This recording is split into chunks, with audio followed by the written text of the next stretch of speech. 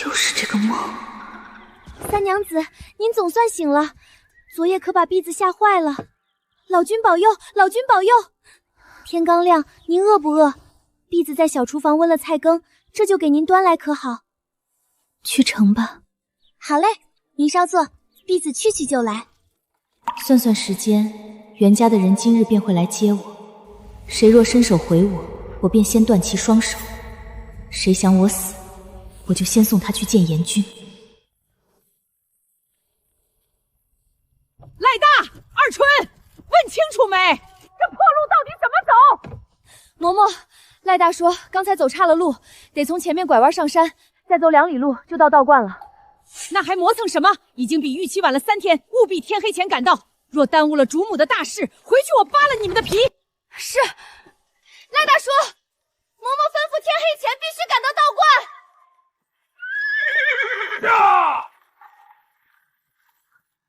回府后只要拿捏住他，主母的筹谋便万无一失了。这是你母亲房中的嬷嬷。青黑二气纠缠，晦暗凝滞。上一世我道行太浅，竟没看穿这副老实皮囊底下藏着这般奸猾算计的嘴脸。嬷嬷，这张脸简直和那位一模一样。你何事？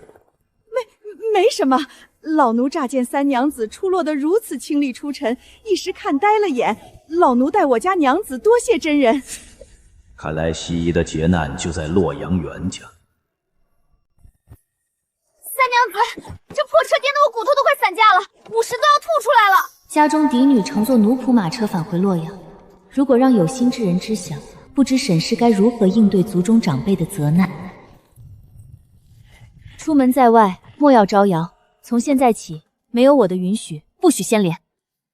若让他顺利到了洛阳，整个袁家都要跟着陪葬。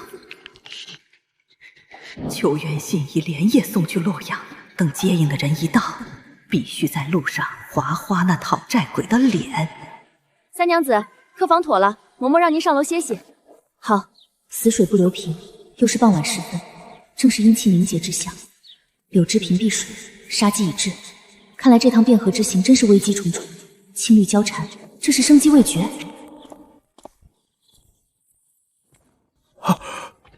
看什么看？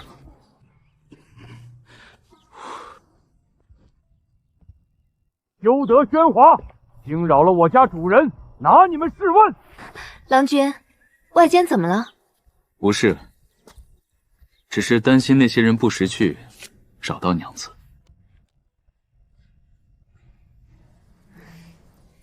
预示梦里，我名义上的母亲雇人杀我，甚至动用邪术，而此时已有身孕的高张氏受我牵累，一尸两命。她或将因我而死，这份因果报应，理应由我尽数承担。冉竹，去隔壁，让李嬷嬷的人送1瓮井水上来，就说我要用。你去盯着，务必要现打的井水。哎，井下暗流与汴河水相融，且又隔绝污秽，推算出的生机最是准确。奴婢盯着二春姐姐打的井水。三娘子，我伺候您。不用。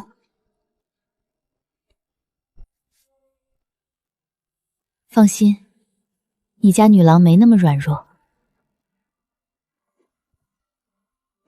子丑寅卯，主谋略，一生变数。上苍慈悲，还是留下了一线生机。冉竹，随我下楼。是。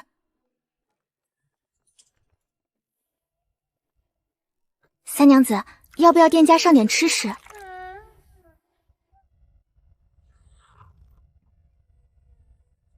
不用。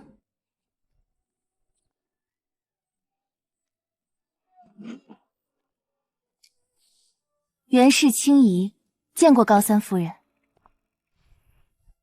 袁氏清怡，恕清怡冒昧，清怡是景安坊袁家三娘，阿父袁世月，自幼随师父玄威真人在巫山修习，近日才回过洛阳。刚才听嬷嬷说张家阿姐就在殿内，本想去拜见，没成想先遇见了夫人。景安坊袁家是有一位被送到巫山的嫡女。原来是景安坊的清怡妹妹，在此相遇实属有缘。我们坐下说话。眉心处透着隐隐的青紫，两颊虽涂着胭脂，却掩不住眼下青黑。人中处有一道淡青色的细纹，竟是将死之相。高夫人，请。清怡的错，清怡还未恭喜夫人。恭喜我。既然夫人身上有喜，那这茶可不能喝了，速速给高夫人换一杯白水。你说什么？什么有喜？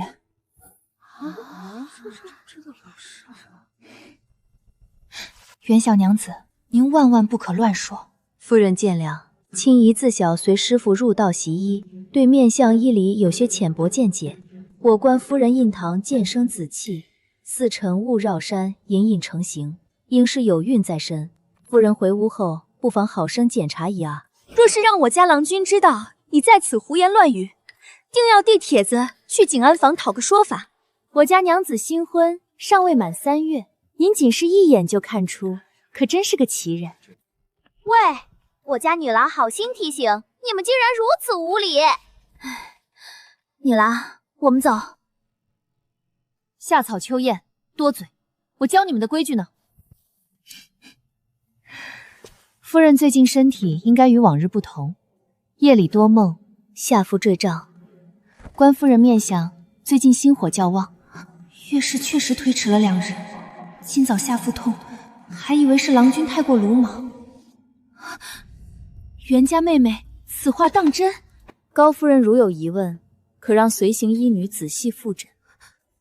不过，夫人最近几日务必卧床静养，切勿劳神。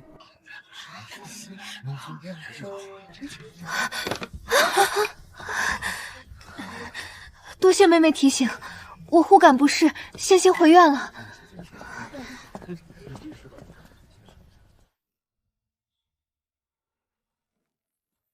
出门前还好好的，是谁冲撞了娘子？郎君息怒，都是婢子们的错。阿郎，我没事。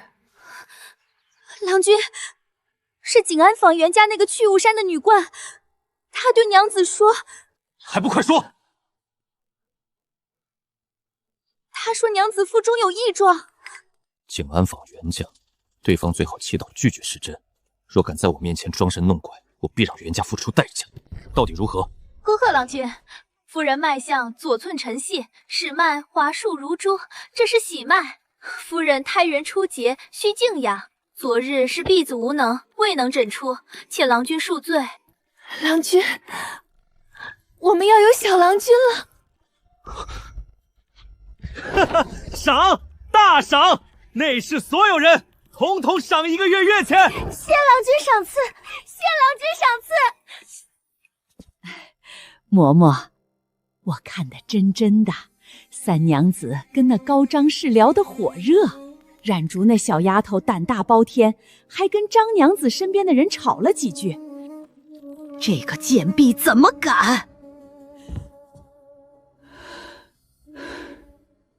赖大家，你去隔壁传我的话，让三娘子管好自己的婢子。楼下可是渤海高家人，冒犯了贵人，大郎君来了也保不住他。是，我这就去敲打他。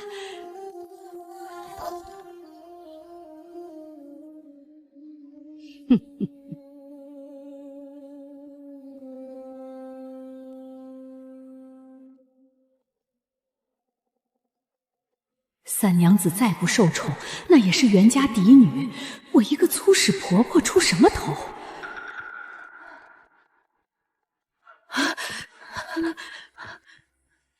暗卫办水匪，明早搭乘的可是官访，通传的不仅有齐州高家长房，还有10几名曹族和高家部曲。若在船上动手，万一失手，牵连家族，所有人都得死。嬷嬷，何事？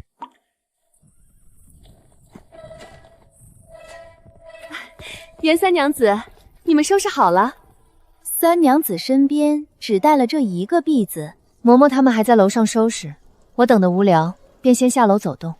护卫如此森严，若是寻常水匪，连靠近曹船的机会都没有。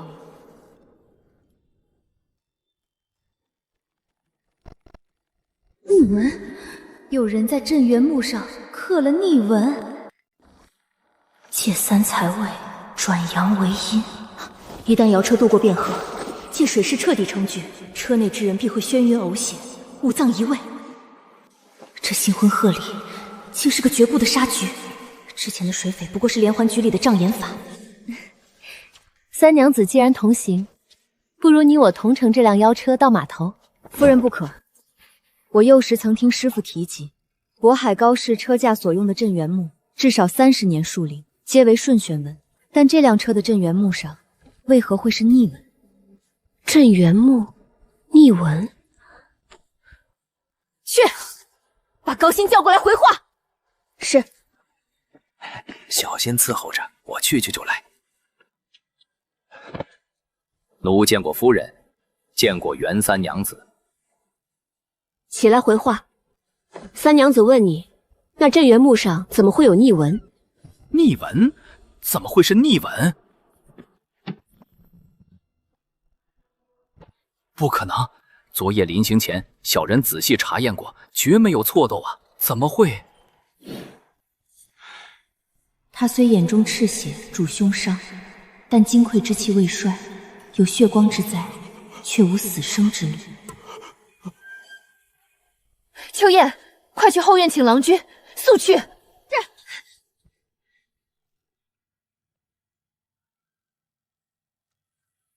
郎君，是逆纹，这镇元木被人做了手脚。之前夫人的事，幸得袁三娘子及时示警，高某感激不尽。不知三娘子对这偏门邪术可有破解之道？高家必有厚报。高郎君言重，我需先看上一看。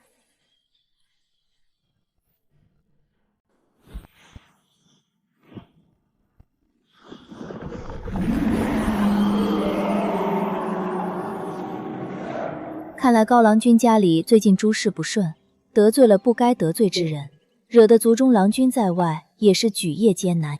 千年阴湿水，幕后之人好大的手笔，这是要彻底截断你渤海高家的气运。请三娘子赐教。这木头在双重阴极之时，用千年阴湿水浸泡了足足100日，若非你们临行前祭祖，带了几分祖上福德压制，根本走不到这里。所幸车还没过汴河，一旦镇元木上的阴气遇水，便会形成阴风漩涡，到时方圆2里内的活物非死即伤。恳请三娘子出手，高某必有重谢。可一试。冉竹，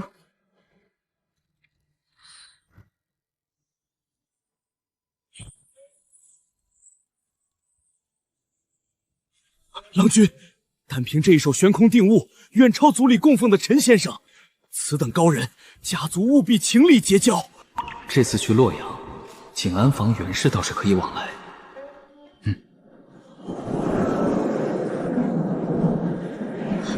郎君，郎君！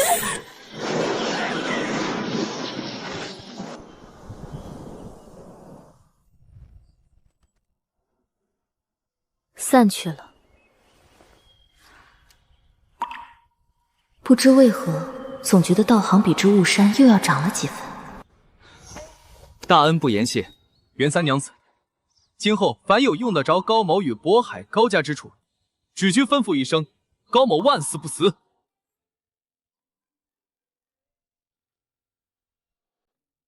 这么点小事都做不好，我要你们有什么用？高郎君、高夫人，家中奴才不知礼数，轻宜先行告退。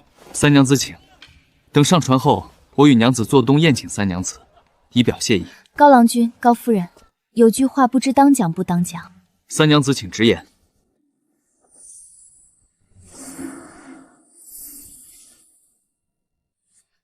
我观夫人面相，半旬内竟是遇到过不洁之事，或是丧葬，或是行杀。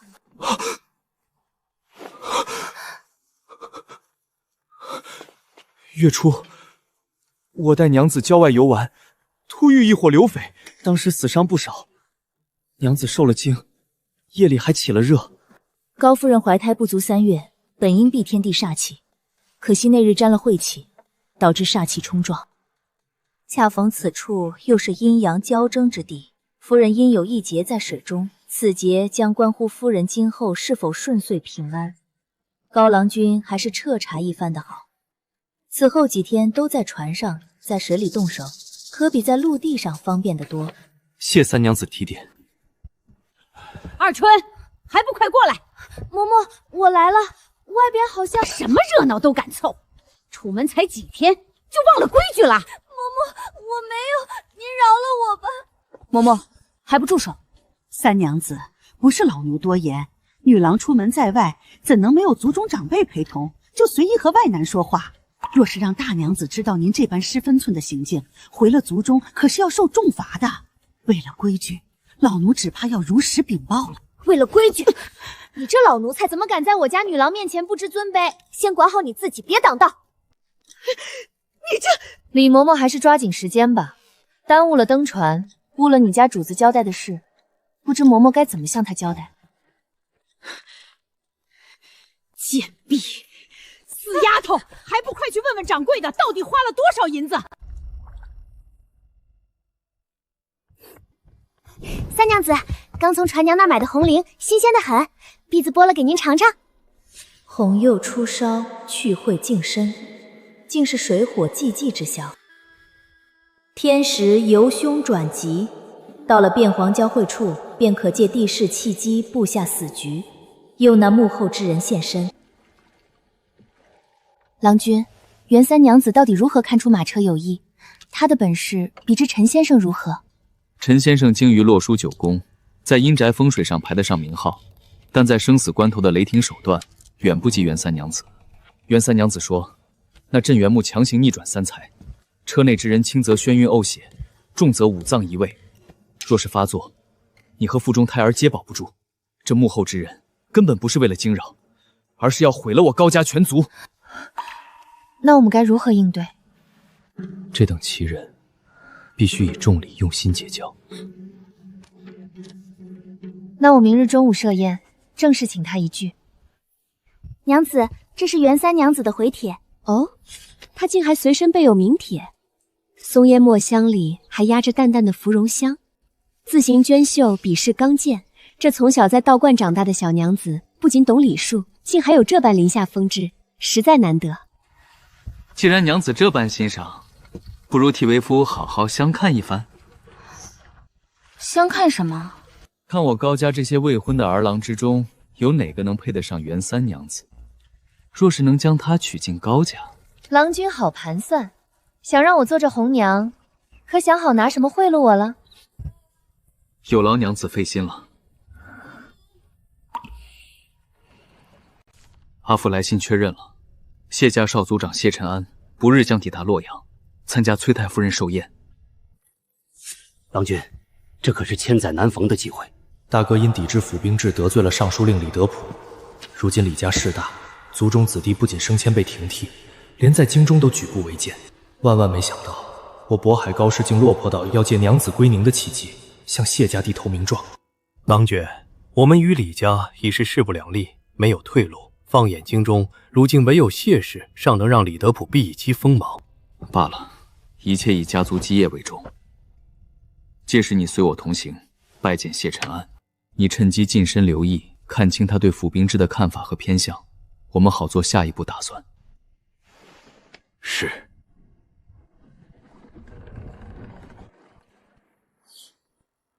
这艘船归河南道节度使崔明远管辖，连袁家都不敢得罪他。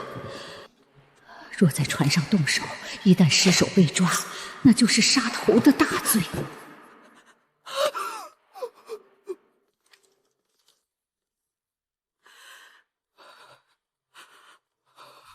捡起来，仔细看清楚回话。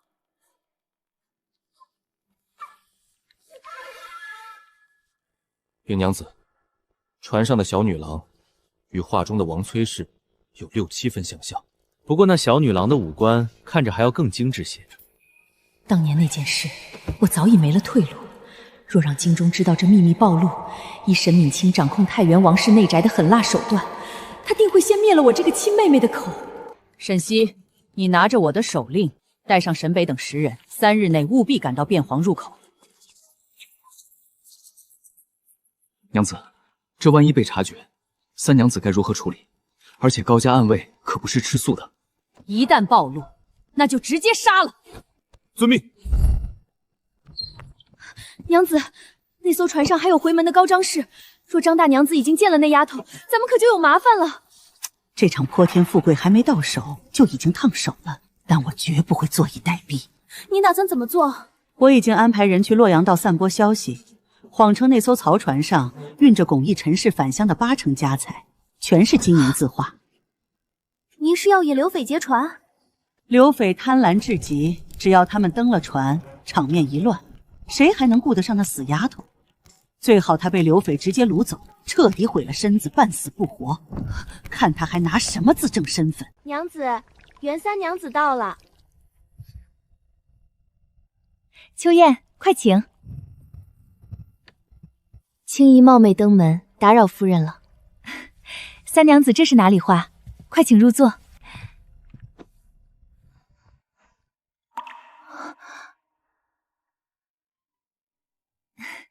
洛阳城里，我还从未见过三娘子这样气度容色的女郎，一时竟看呆了。夫人谬赞，青姨自幼随师傅在道观清修，少了些人情世故，若有失礼之处，还望海涵。三娘子客气，只是我心中一直有个疑惑，你我不过一面之缘，三娘子是如何一眼看出我怀有身孕的？我自幼修习相术与医道，观气色辨身形，略通一二。家师玄微真人常说，医相本同源，这并非难事。竟是玉虚观的玄微真人，家中祖母曾提过真人的大名，三娘子可谓名师出高徒。比起师傅，青姨还差得远。高某特来谢过三娘子昨日的提点之恩。此番路途遥远，玉瑶在此苦闷，还望三娘子得空多来内室坐坐。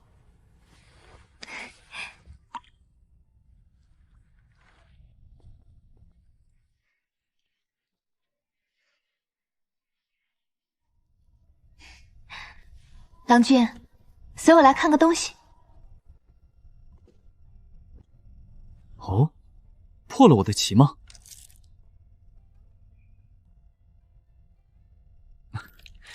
娘子这步棋当真是绝处逢生，为夫甘拜下风。这可不是我下的，白日里袁三娘子随意扫了一眼，便落了这一子。只凭一子便破了我的局，此等棋风，竟比祖父还要强横几分。郎君在想什么？我在想，必须尽快修书一封给祖父。袁三娘子这般品貌才智，寻常人留不住，得让祖父盘算盘算，族中适龄的子弟里，究竟有没有能配得上她的。郎君，蒙二说您找我。老先生，可记得前几日袁三娘子说夫人还有一劫未阴？郎君，您怀疑在此处水域会有变数？从这里到洛口，没有一处官方驿站，水下暗礁密布，若在此设伏，属下也是如此猜想。娘子若有劫，80%在今夜。吩咐下去，守卫由单纯赶路，暂为暗中设伏。今夜等贼人自投罗网。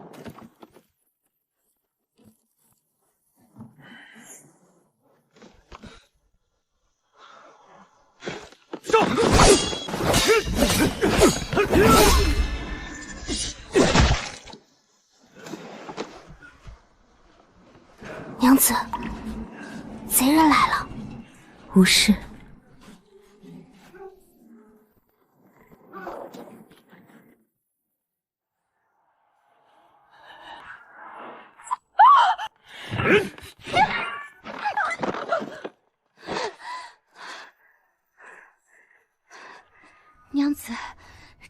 猜对了，狗奴才一个。李嬷嬷好大的胆子，竟敢勾结水匪谋害主家。大秦律，奴才谋害主家，施行弃市，家人连坐。李嬷嬷这是有冤屈。你对我做了什么？李嬷嬷莫不是老糊涂了吧？这句话应该是我问你，你勾结水匪，想要对我做什么？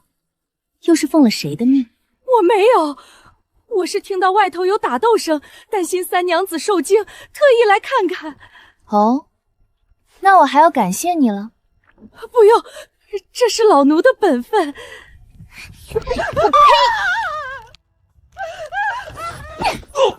厚颜无耻的奴才，找死！死到临头还敢胡说！娘子，我们明天下船就回吴山。为何回吴山？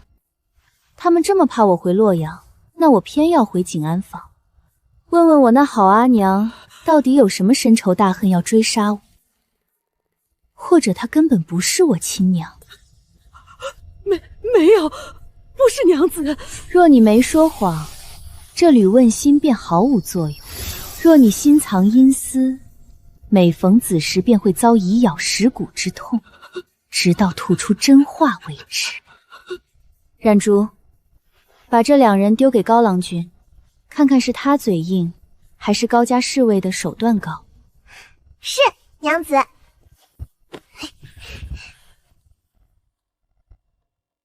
娘子，不好了！还不闭嘴！说，外面到底出了什么事？三娘子回来了，郎君让娘子去前厅，一头来的还有高家郎君和张家姑奶奶。都是一群废物！除了郎君，前厅还有谁在？还有家主。家主听说高家来访，已经赶去前厅了。还不滚出去！娘子，这一路发生了什么，咱们毫不知情，都是李嬷嬷的个人恩怨，娘子就当什么也不知道。我知道。阿竹，服侍我更衣。三娘长大了，这通身气派，连家中大娘子都差之甚远。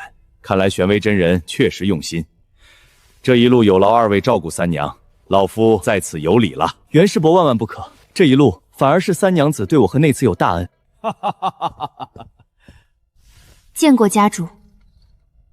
三郎君，老夫上次见到少仪大人还是3年前啊。怎么会有7、8声相似？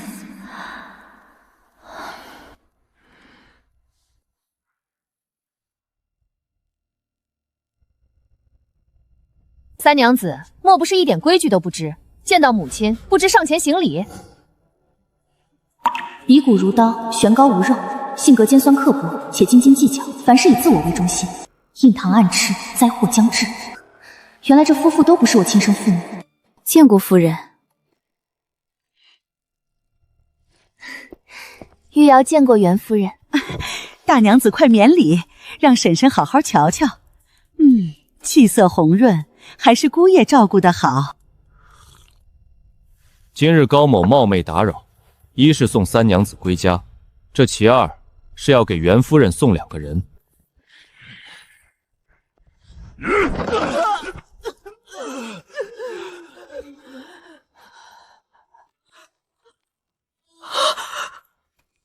李嬷嬷，三郎君，这是夫人院里的嬷嬷，李嬷嬷是冒犯了贤伉俪，还是三娘子惹出的祸事？蒙武，给宣一郎好好说说，这位嬷嬷胆大包天，都做了哪些事？这位嬷嬷，贱奴，你吃了雄心豹子胆，竟敢勾结匪徒！主子，老奴冤枉啊！老奴是听见楼下有贼人上船，特意去保护三娘子的，谁知竟被污蔑成匪徒一伙。三娘子，李嬷嬷所言当真？袁夫人，不用质疑袁三娘子，人是我审的，证词是我的人记录的，整个过程袁三娘子碰都没碰过这个满口胡言的奴才。怎么会？三娘是我嫡亲女儿，我自是信她。只是这奴才服侍我多年，万万做不出背主的事，是不是受刑不过，被人恐吓所致？是，老奴害怕，老奴受不了这鞭子，万不得已才胡言乱语，都是老奴贪生怕死，胡说八道。这还有个同伙，当时可是跟你一起被抓的，你想好了再说。老奴根本不认识他。那你为何跟他同时出现在我房间？是他跟在老奴身后，老奴毫不知情。袁世伯，这种满嘴谎话的奴才，若是放在我们张家，早就拖出去打死了，还容得他在这儿诋毁主子？袁同，还不把这个贱奴拖下去！且慢，西姨还有句话想问。三娘子，此处不是你一个小娘子说话的地方。阿竹，送三娘子回后院休息。三娘子，请随奴婢回院。袁婶婶，总得让三娘子把话说完，才能把事情弄清楚，免得落人口实。三娘子，你有什么委屈尽管说，我相信袁世伯和袁婶婶定不会让你受委屈。我想问问李嬷嬷，那夜你闯入我卧房，说我并非袁夫人亲生女，是何意？一派胡言！难道说真有隐情？三娘子，老奴到底怎么得罪你了？你要给老奴泼这种脏水？不过三娘子与袁世伯、袁婶婶长得确实不像，这奴才怕不是隐瞒了什么见不得人的恶事。高郎君，到主人家做客，说话还是要注意分寸。阿竹，三娘子惊吓过度，暂且回后院歇息。三娘子，恕老奴无礼了。回答不出，软的不行就要硬来。我与夫人和袁郎君二人神不相应，气不相投，主骨无成，五官更无一处交集。看来李嬷嬷说的没错，我与你以及袁家没有任何血脉关系。李嬷嬷，你最好老实交代，到底偷了哪户人家，什么目的？答案如果让我满意，我饶你痛快去死。不是我说的，我什么都没说，夫人，我没说。只有以死谢罪，才能保住我一家老小。二郎，还不看住你媳妇儿？这其中到底有无你的手脚？到现在，难道你还看不明白吗？李嬷嬷已被屈打成招，不堪受辱自尽。三娘，你为了泄愤，竟逼死母亲身边的忠仆，心肠未免过于歹毒了。这些年你在吴山修了什么心境？高郎君、高夫人，我房中的嬷嬷已被你们逼死，就不送二位了。二位请吧。倒是我夫妇的错了。既然这奴才的死是因我夫妇引起，那我和娘子更不能走。大人，袁世伯，您二位觉得如何？李嬷嬷既然因私欲以死谢罪，三娘就先回后院，此事容后再议，如何？袁大人，若是未见沈夫人，我尚且对李嬷嬷言行心中存疑，如今见过她夫妻二人之后，心下反而安定坦然。沈夫人，你父母宫塌陷，父母早逝，姐妹会因家族利益反目，还有极恶宫带赤丝，这是身负血念，有杀亲因果。你手段狠辣恶毒，简直枉为人女。逆命之相，违贵之格，你冒领身份暂得富贵，终会因根基虚假而败露。袁夫人，你连你自己都不是。三娘，你这是妖言惑众。袁夫人，你不会忘了我师从玄微真人，习得几分观相之术，算你前尘往事，倒也轻松。你到底想要做什么？三娘子，你如此对待亲生母亲，会遭天打雷劈的。嬷嬷这话倒是提醒我了。天打雷劈这等重事，确实该应在害人性命的奸佞之人身上。只是不知窃据别人的母亲之位，害得别人骨肉分离，这天雷该劈向何人？这其中莫不是有什么误会？既然你非要打破砂锅问到底，那我就如实相告：我当年难产，孩子没活下来，你不过是我捡来的弃婴，养你一场已是天大的恩情。没想到你当真是一头养不熟的白眼狼。到底是偷来还是捡来，都是你一人在说。刚才你们还信誓旦旦说我是嫡亲骨肉，忤逆亲母要遭报应。现在你们说的话，我一个字也不信。郎君，我猜三娘子是被偷的。竟然敢混淆我袁家的血脉！袁家血脉很稀罕吗？如果不是配合阿姐，我根本不会抱这个祸害回来。冉竹，去把行李收拾好，我们出去找家客栈暂时住下。你要去哪儿？无论如何，我也养育了你16年，你就这么报答我？你是如何养育了我？是丢到道观任我自生自灭，还是包藏祸心，无时无刻想要毁了我？若不是我养着你，你早饿死了。如今倒学会反咬一口了。我奉师尊之命，今日会回上京城一趟。沈昭，属下在。伺候三娘子回后院，没有我的允许，任何人不许进出，务必给我看好三娘子。袁夫人，不可！让侍卫对未出阁的小娘子动手，你要毁了三娘子的名节吗？高夫人，这是我袁家的家事。娘子，要相信三娘子。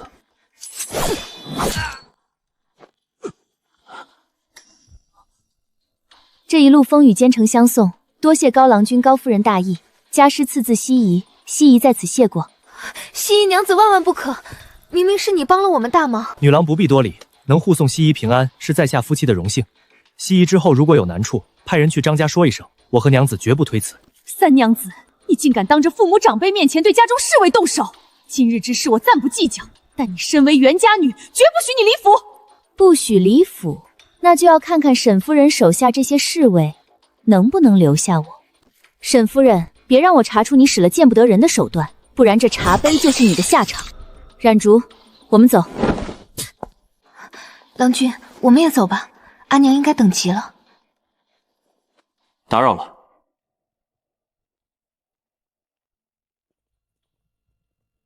沈氏，我不管你在人后做了多少恶事，但你若敢把我袁家拖入你沈家的私人恩怨，哪怕我拼着这王府司马不要，也必让你沈敏如身败名裂。二郎，仔细查清17年前沈氏到底做了什么，还有三娘子的身世。如果沈氏真行了恶事，立刻休了这夫人。袁世月，你敢？你不会真以为你的轩逸朗是靠自己本事得来？如果没有我姑姑和阿姐，你不过是个毫无建树的嫡次子。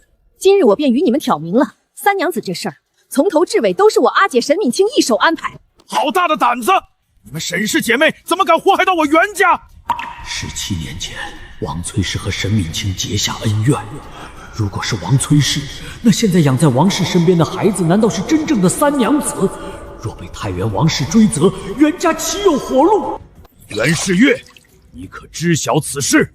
阿父，儿不知啊！阿父，儿这就去查，绝不能让这毒妇拖累了袁家。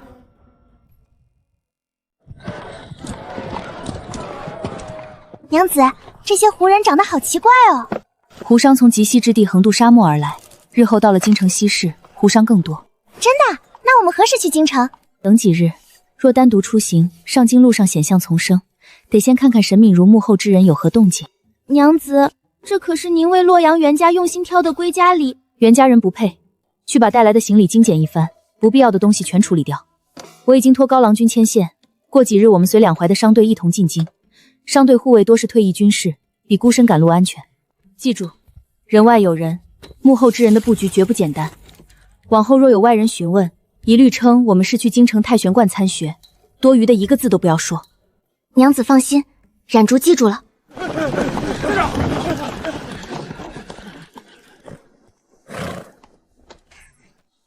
你回去。娘子，楼下就是一个十足十的莽夫。莽夫是持刀侍卫，那你可得小心了。冉竹，山下不论是人心还是规矩，都与道观不同。哦，人命对于某些权贵而言，犹如蝼蚁，万不可随心所欲。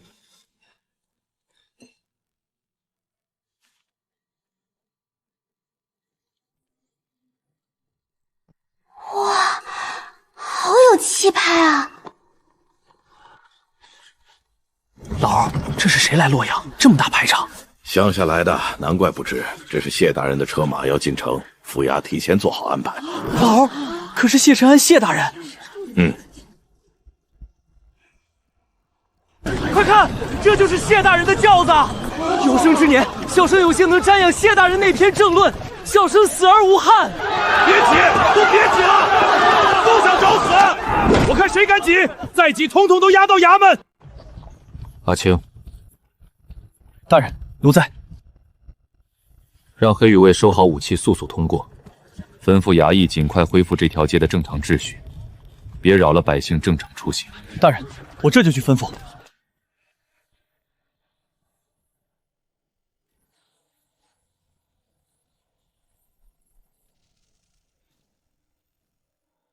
契约好似是强行续上的，竟然连5铢钱都无法测算出谢族长半分。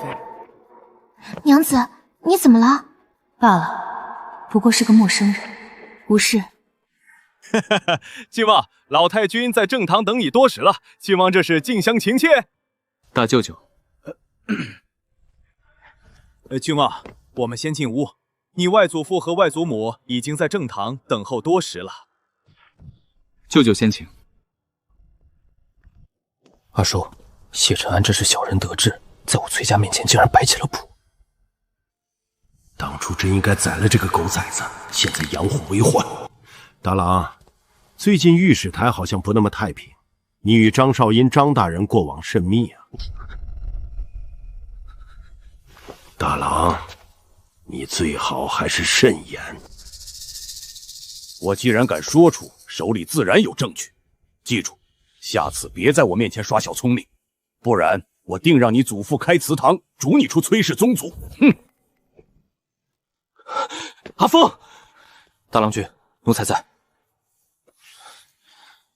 让尤武从今天开始紧跟在我二叔身后，他的一举一动、一言一行，让尤武第一时间告知我。是，奴才这就去。我的郡王，你再不来，就见不到外祖母了。惹得外祖母如此悲伤，是郡王不孝。是啊，老夫人，谢大人一路劳顿来看你，你应该高兴，可不能让谢大人跟着担心。郡王越长越像你阿娘了。婉仪，到阿婆这儿来，见见你谢家表兄。舅祖父、舅祖母，你祖母身体可好？染了风寒，我来时刚略有好转。你祖母也是花甲之年了，我库房里还存着2株100年人参，回头我让人取出，你回去时带给她补补身子。婉仪代祖母谢过舅祖父、舅祖母。罗二娘子，谢表兄。代问老夫人安。好了，不说这些。婉仪，来舅祖母这边坐。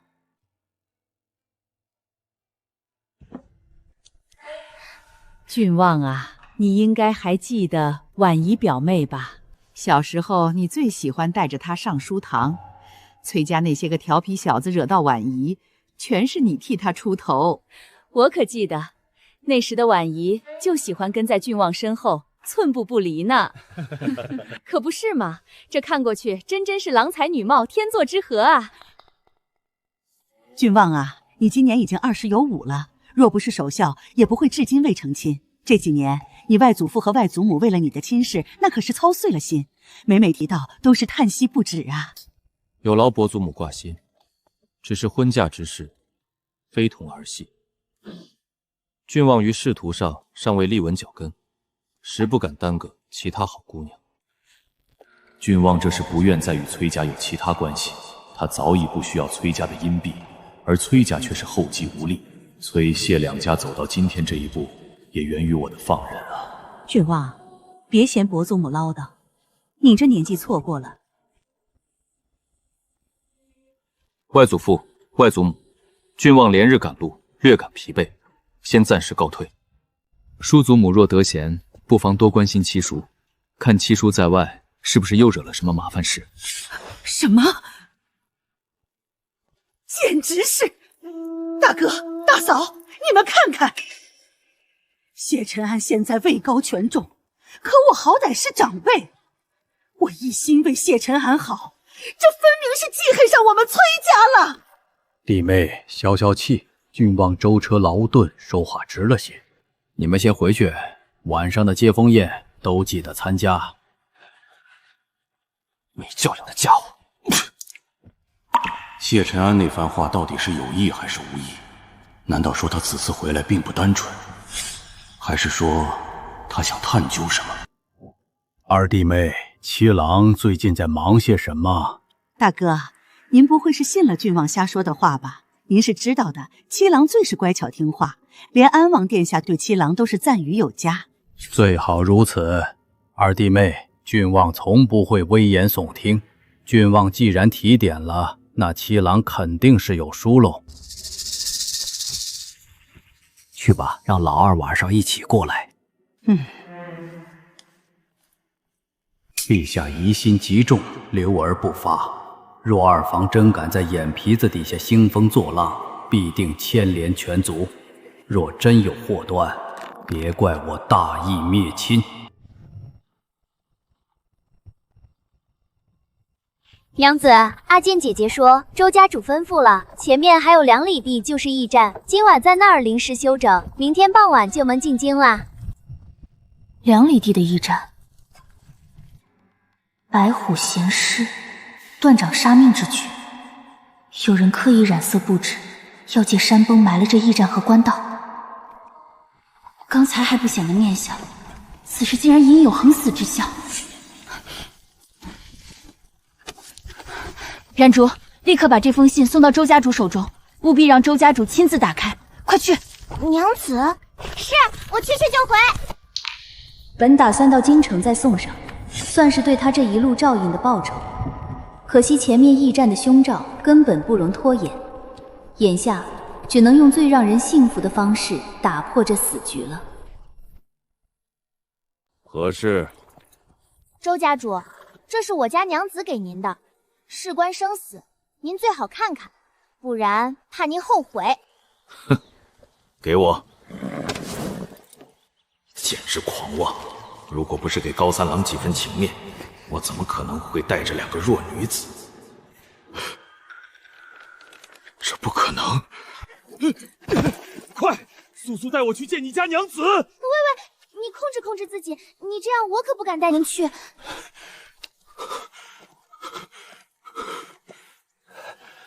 抱歉，刚才是我唐突，麻烦带我去见你家娘子可好？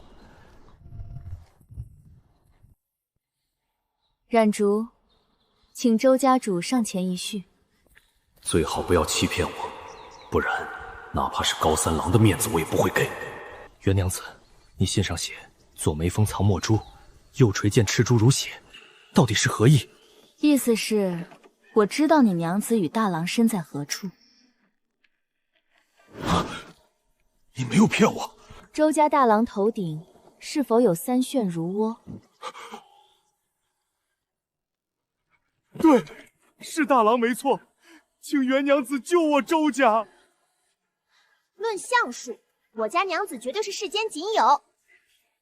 周夫人和小郎君目前生活虽困苦，却无生命之忧。现在你还是担心一下自己和你家主子的性命。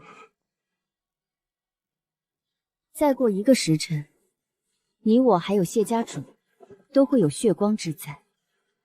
所有人非死即伤。什么？周某不懂袁娘子所言何意？袁娘子难道不是要告知我夫人和大郎去向吗？是也不是。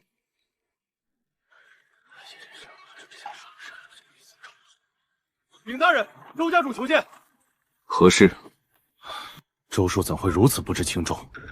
我们只是伪装同行，此时相见岂不暴露关系？我下去拦他。等等。让他进来。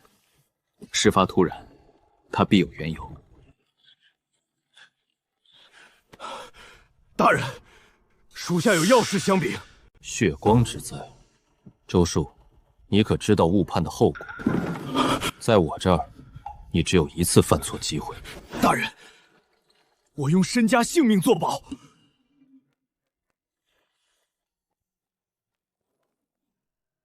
家主。驿站正前方主峰西侧有人为崩裂巨岩，巨石上的血迹不超过2天，且驿站有1名义夫5日前刚换上。坐下吧，周家主。这是专门针对我设下的杀局，那就让我看看他们都有哪些手段。他是袁家人。属下询问过，高三郎说女郎与袁家不会有任何关系，听他语气，好像还有旧怨。谢玄在，你去请他过来一叙，就说我有请。袁娘子，大人有请。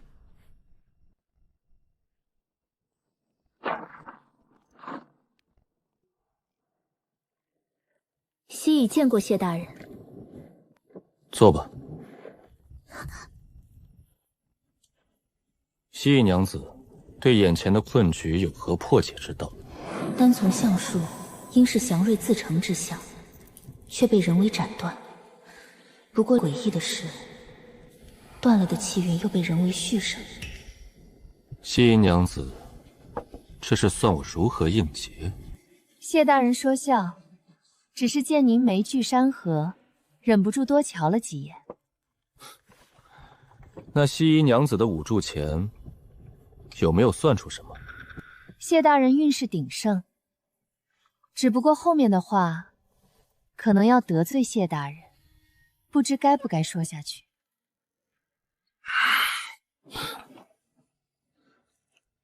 蜥蜴娘子都在做了，何谈什么该不该说？谢某倒是想听听什么害言，竟然让蜥蜴娘子如此。那西夷冒犯了，不知谢大人10年前遇到过什么机缘？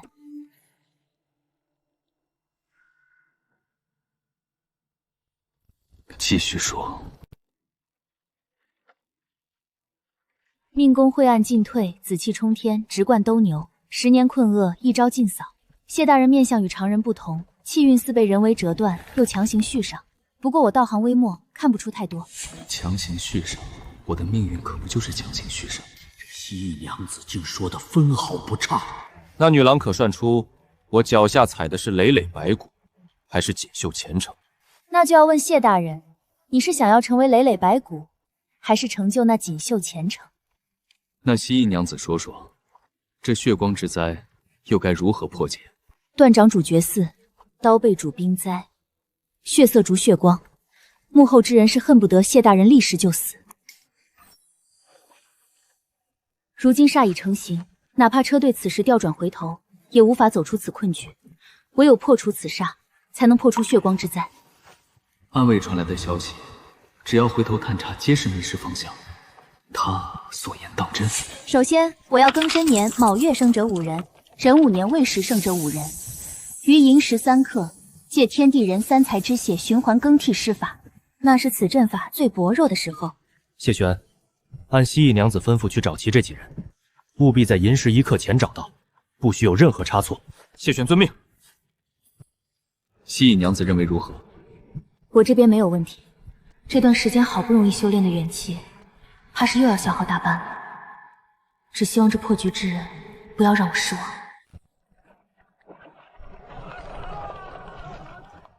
我现在要去那一处崖石处理布下阵法的污秽。蜥蜴娘子有事，可交给我去办。不用，此事只能我去办。劳烦谢侍卫照顾好我家冉竹。娘子放心，冉竹小娘子交给我。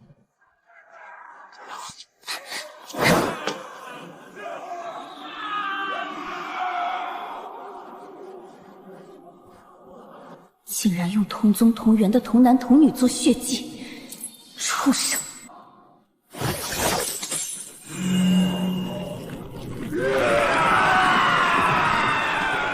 都老实听话，我好送你们一程，不然统统打到地底下埋结实了。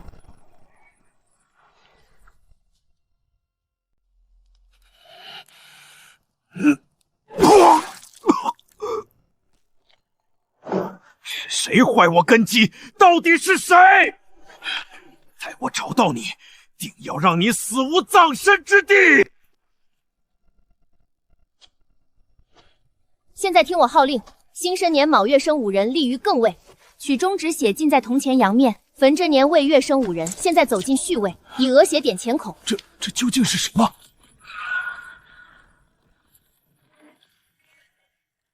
蜥蜴娘子，这声音是残魂。许先生，再过1刻钟，让你家大人派遣侍卫，顺着驿站方向清除官道上的障碍。明日我们便可抵达上京城。哇，娘子，这上京的城楼比洛阳高大多了。冉竹小娘子，快进城了，当心各家暗探，不要随便出来。娘子，是谢大人身边的侍卫。待会儿下车可别乱跑，上京城这么大，走丢了我可没门路找你。娘子，冉竹又不是无知小儿。好，我家冉竹最聪慧。不知为何，那张侧脸有种说不上来的熟悉感。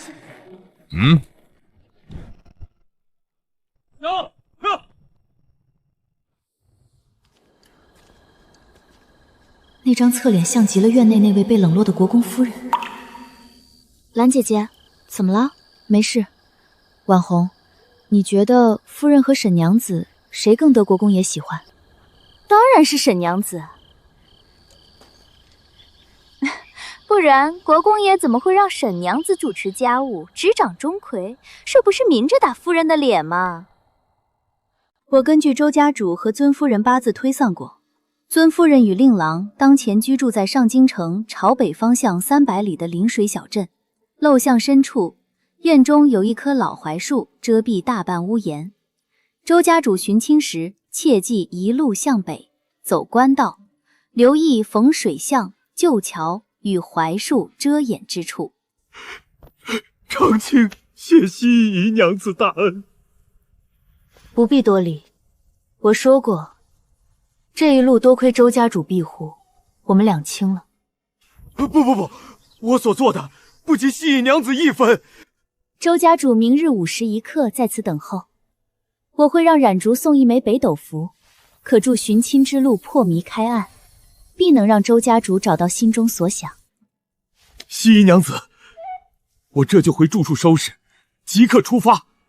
无论何时何地，西姨娘子有任何差遣，送个信，周某万死不辞。富州向北的洛郊一带，他明明没出过武山，竟如亲临般熟悉上京周边的地势。这女郎的道行远比情报里深不可测。这是被发现了。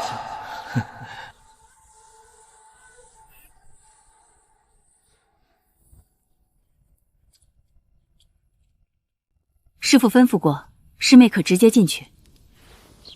冉竹，你在外等候。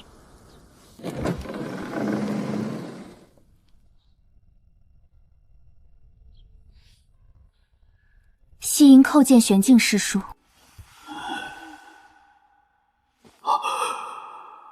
这张脸像极了当年那人，先皇17年前打压世家留下的旧案，这丫头分明是个大麻烦。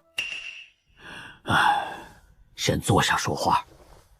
7日前就收到你师父信函，说你不日就到。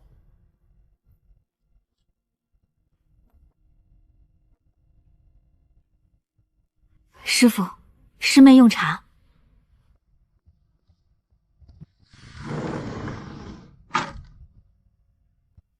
师尊安好，这枚玉简是师尊特命弟子转交给师叔的。好，拿来吧。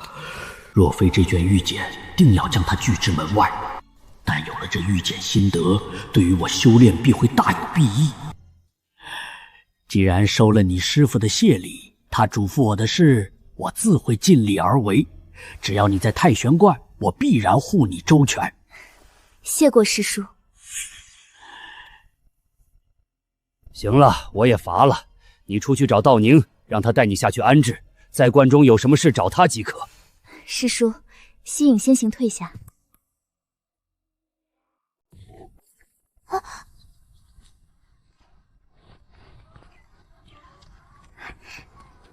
娘子，观主怎么说？是不是让我们住下？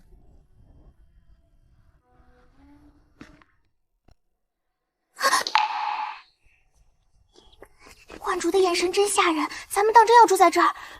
当然，此处最佳。西姨师妹刚才说哪里最佳？道宁师姐，我是说师叔这处院落清幽雅致。京中贵人常嫌师傅院子素淡，总想送些奇花异草，都被师傅拒了。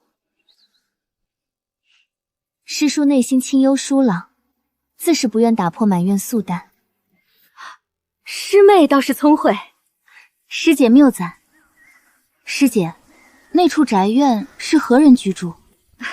那是李太夫人的静修别院，太夫人最近1个月都住在那儿清修。太夫人最喜听师父讲清净经，那可是先皇册封的陇西郡太夫人。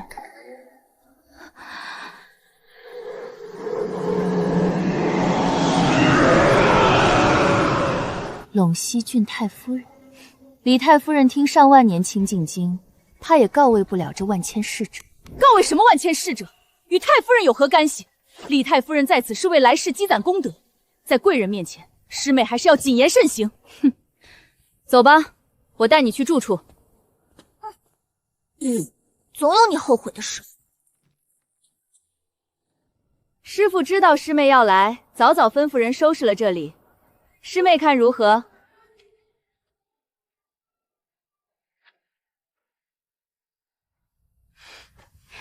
挺好的，西银很喜欢。师妹看看还有什么需要的，缺少的到前面告诉师姐一声。娘子，观主怎么给我们安排这么偏僻的地方？里面只有一张粗木榻。无妨，你先清洗屋内，把行李都摆放好，我到院外砍点竹子回来。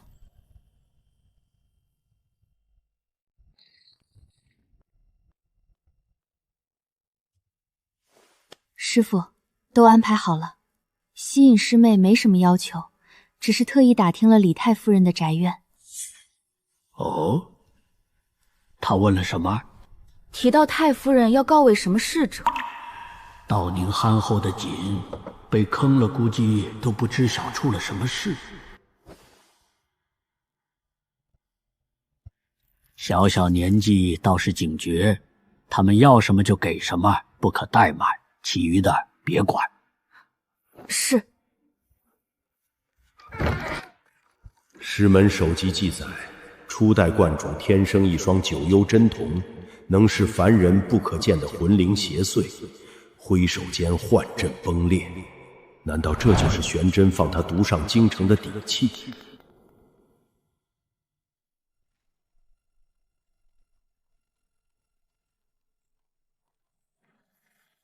把马车往后退，让开路。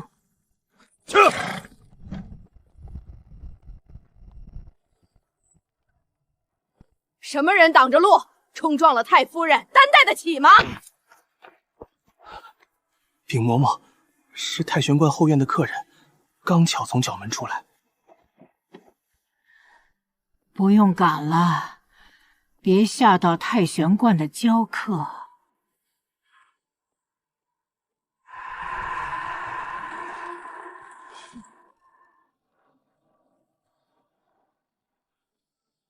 以后遇到他们，能躲多远躲多远。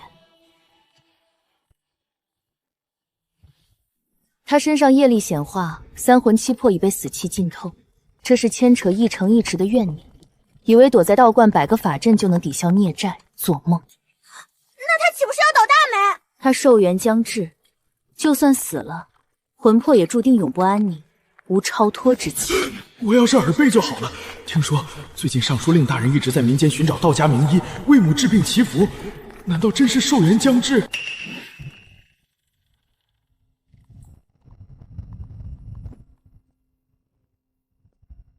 恭迎母亲回府。母亲一路劳顿，热汤暖居皆已备好。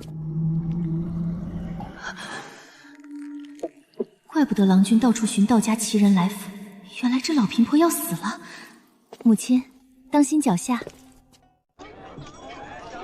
这次是顾侍郎家中嫡子失踪，下次又会是谁？金兆尹到底在做什么？这已是上京第12起孩童失踪。据说今日早朝官家大怒，已传下圣谕，限期10日内着金吾卫协同京兆府彻查此案，若超期就要问罪。那帮乌合之众，只有官家发难，为保乌纱帽才会去查，不然还不知有多少孩童下落不明。不是被拐，难道是被杀？晋升，过几日你便知晓。从那日在角门见到李家太夫人，他便已是寿元尽绝之象。靠邪术强行遮掩因果，这反噬最多2日便会让他痛不欲生，万鬼尸骨。那就太好了，娘子，那我们今日来这酒楼做什么？来看一场大戏。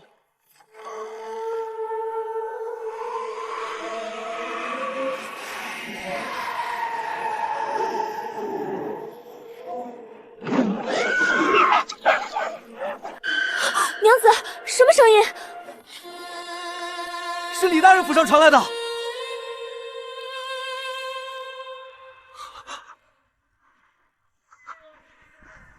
你们快看！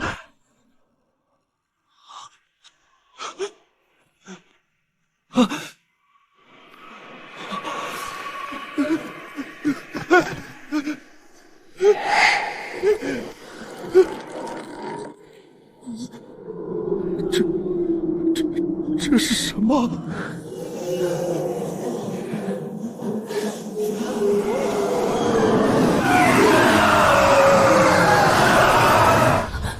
那是谁的宅院？做了多少恶事，竟惹来这等天谴？小娘子可知那是谁的宅邸？不知又如何？大胆！那是当朝尚书令大人的宅邸，岂容你在此污蔑、散布谣言？来上京之前，娘子就警告过我谨言慎行，我又犯了，是不是又给娘子惹下麻烦了？江兄，算了，莫要吓着人家小娘子。程兄，可他……诸位，李府上空异象横生，必有因果，不妨等有了定论再说。况且，金无畏已经到了。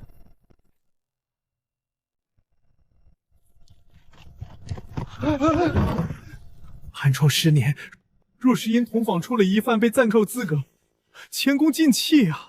这可如何是好？若是礼部彻查，此案与各位无关，只要不出这座酒楼，不去对面归元坊找死，必然无碍。你亦无知女郎，又怎知我等心情？江兄，不可！程某冒犯，敢问女郎为何如此肯定？这么明显的诡异之象，还需要质疑？真是关心则乱，我何必与后宅女郎一般见识？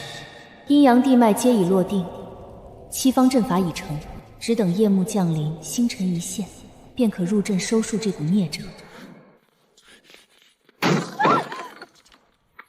闭嘴！你为何不进屋伺候阿娘？郎君，快去看看阿娘，阿娘被邪祟缠身，疯了！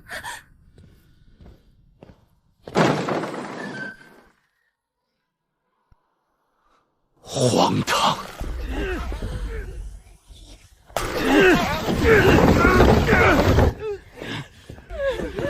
说，你到底做了什么？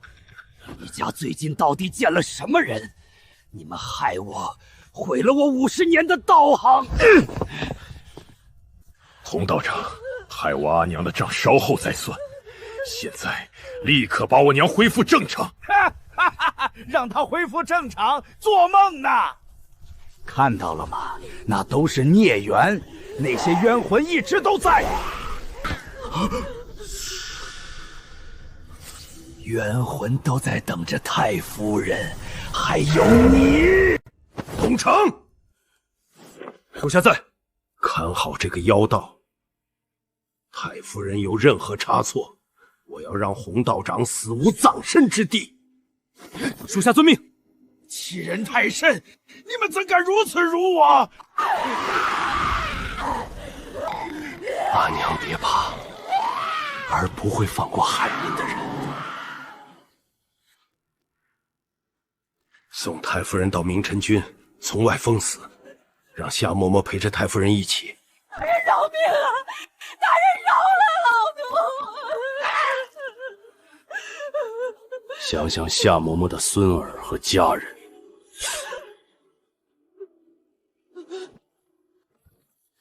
禀大人，禁无畏封锁了整个归元坊。锁了归元坊？出了什么事？大人，您看府邸上空。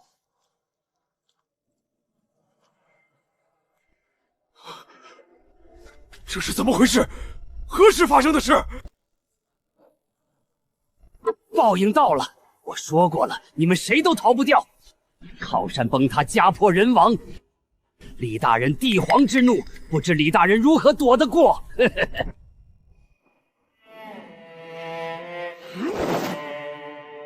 割下洪道长的舌头！皇上，微臣推算出这黑云之兆指向归元坊李德普大人府邸。传旨，让谢承安即刻率精武卫封锁归元坊李德普府邸。若谢承安亲自入府，给朕彻查这黑云压顶的根源，无论涉及何人，一查到底，即刻回禀。停！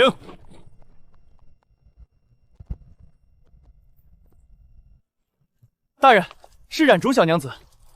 福源酒楼楼上刚好能一览归元坊全貌。是吗？我们上去看看。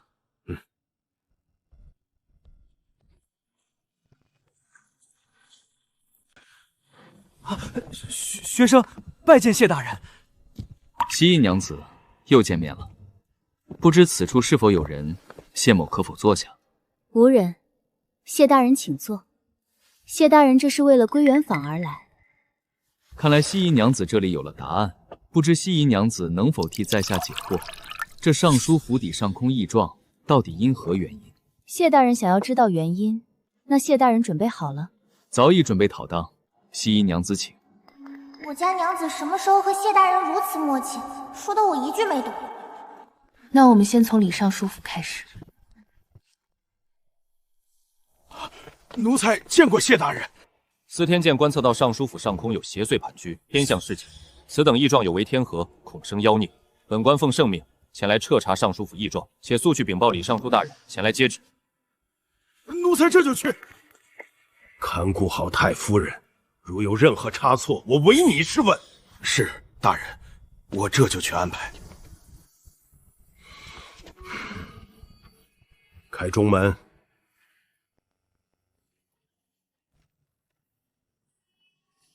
谢大人。李大人。谢大人，不知是谁如此嫉恨我李家，在我府邸设下如此恶毒阴损的阵法，你一定要抓住这个险恶用心之人，不然我府中可能没有宁日了。李大人放心，圣上命我彻查此事，我必会严查，绝对不会放过那背后行恶之人。谢大人，这是……忘了替李大人介绍，这位是西瀛娘子，是我特意请来府中相助于我。没想到谢家这对父子竟然都是痴情种，老的为了个女人死的屈辱。本以为谢家这小子是个狠角色，谁知，也是个蠢货。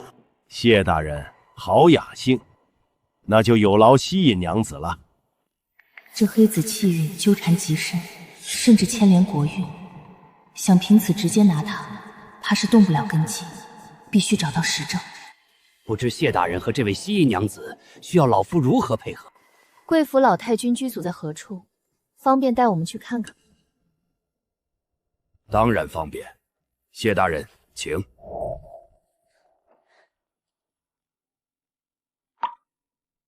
李夫人，老夫人呢？婆母今日受了惊吓，刚喝了府医开的药睡下，谢大人见谅。这是道士还是相师？李大人，皇上还等着回话，我们抓紧时间。请吧。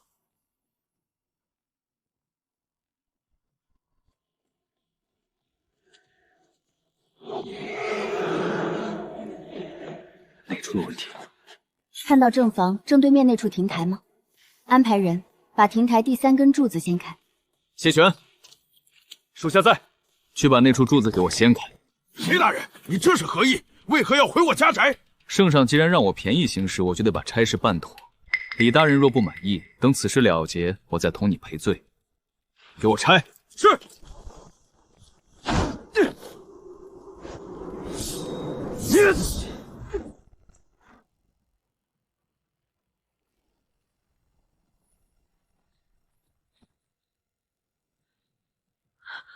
李大人家里这些暗门倒会掩人耳目，怪不得反应如此大。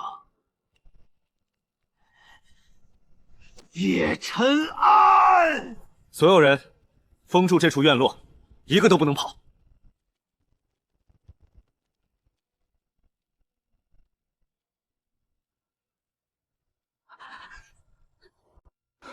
大人，下面是一间地牢，属下在暗室里找到了12个孩童，最大的不过7、8岁，最小的已经走了。拿下李德普，我看谁敢！李德普，你可知此举会有什么下场？我奉旨查案，若有任何差错，陛下必然向整个李氏问罪，你罪行当诛。全上京都知道，今日我府邸出现妖异。谢大人为了我李府上下几百口人命，亲赴死地，以身殉职，实乃百官楷模。谢大人，我如此上表，如何？真是好算计。来之前，谢大人也没说李尚书有爱说笑的性子。是我的错。一个不留，都给我杀了！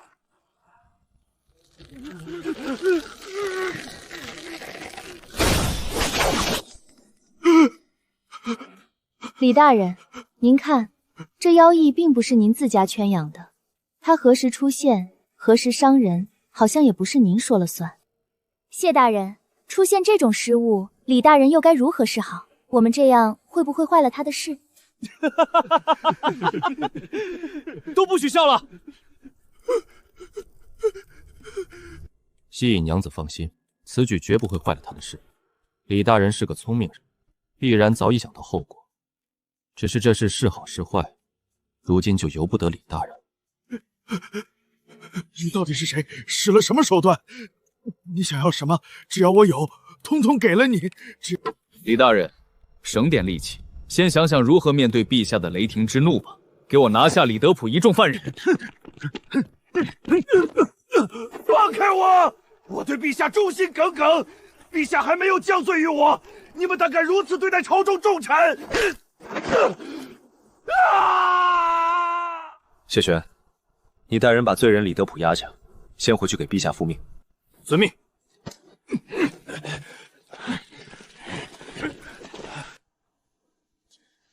谢过西瀛娘子，刚才多亏了你。应该的。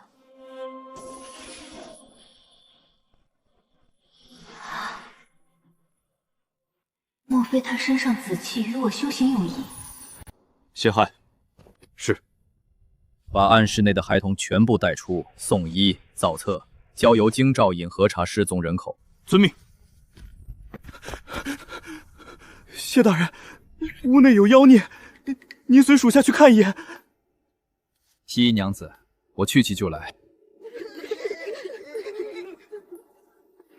谢大人，我随你一同去。这些孩童身体虽有病弱，却并无大碍。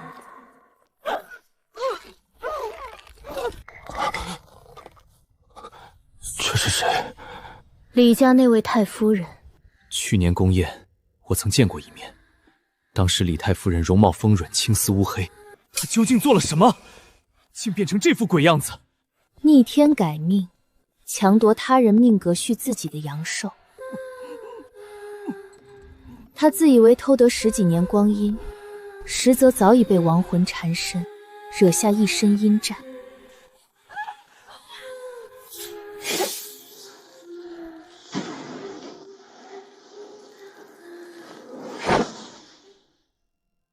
道家讲究成父，善恶之报如影随形。他如今每多活一日，魂魄便会被亡魂多折磨一日。等他神魂俱灭时，便是彻底清算之时。还有一口气。此等续命之法阴毒至极，若放任这施术之人继续作恶，必会祸国殃民。留在这宅子里的，不过都是些被摆布的傀儡，幕后之人根本不在此处。无金持符，奉威剑神印，摄入行魂，驱赴北轰，3关考核，5地降威，速离庭户，不得停留。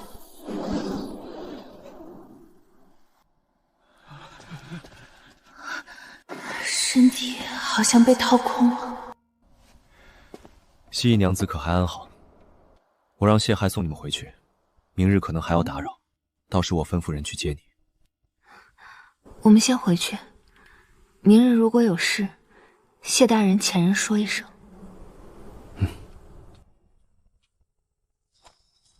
皇上，您看，李大人府上的黑云全部消失了。谢大人不愧是我朝能臣。谢中书现在何处？奴才的错，尚书府那边还没有消息传来。启禀陛下，金吾卫指挥使张大人在御书房外求见。臣亲眼所见，李德普在府中暗藏密室，私养数百死士。好一个乱臣贼子，竟然敢暗中养死士，这是要谋反！好大的狗胆，不知死活的东西！我要诛他9族！皇上息怒，陛下，此乃天佑我皇，上苍借此宵少之辈自露马脚，让其奸谋败于光天化日之下。陛下乃真龙天子，自有百灵苍生护佑。好你个胡语！朕看你这张嘴，怕是比御史台那些个笔杆子还要厉害3分。胡大人这4天剑干得屈才了。张正昌，你方才提及你亲眼所见，那小娘子仅凭几枚五铢钱，便压住了李家上百暗卫的弓弩，所言当真？陛下，属下所言句句属实。他从何而来？姓甚名谁？家住何方？陛下恕罪，臣不知，只听谢大人称呼她西夷娘子，娘子带着木铃，听声音是个年轻的小娘子。倒是有趣。既然此案是谢中书经办，那便等他回来复命，朕再亲自询问细节不迟。陛下，罪臣李德普该如何处置？此案关系国体，传我旨意，着令大理寺主审侦讯，刑部复核律法，御史台纠监察，3司会审，务求在10日内水落石出，不得有误。皇上圣明。李府昨夜到底出了何事？我派去的人在100米外就被劫了。崔大人，等陛下出来，您便可知晓详情。谢大人口风倒是紧。崔大人谬赞。崔大人这是想绑去圣命，打探消息。莫非崔大人与李德普一案有牵连？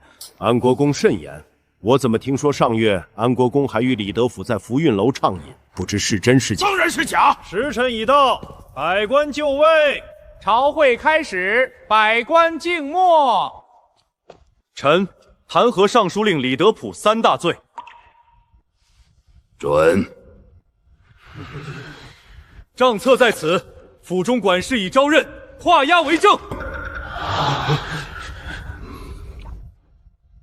呈上来。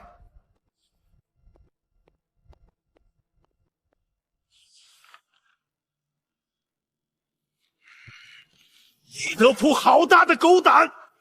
蓄养私兵，贪污赈灾款，罪不可赦。谢承安，臣在。朕命你为钦差，总领此案。大理寺主审侦讯，刑部复核律法，御史台纠合监察，3司由你全权调遣。10日内给朕彻查清楚。所有涉事官员，准你先押后奏。此案水落石出时，朕亲自在午门监斩。微臣领旨。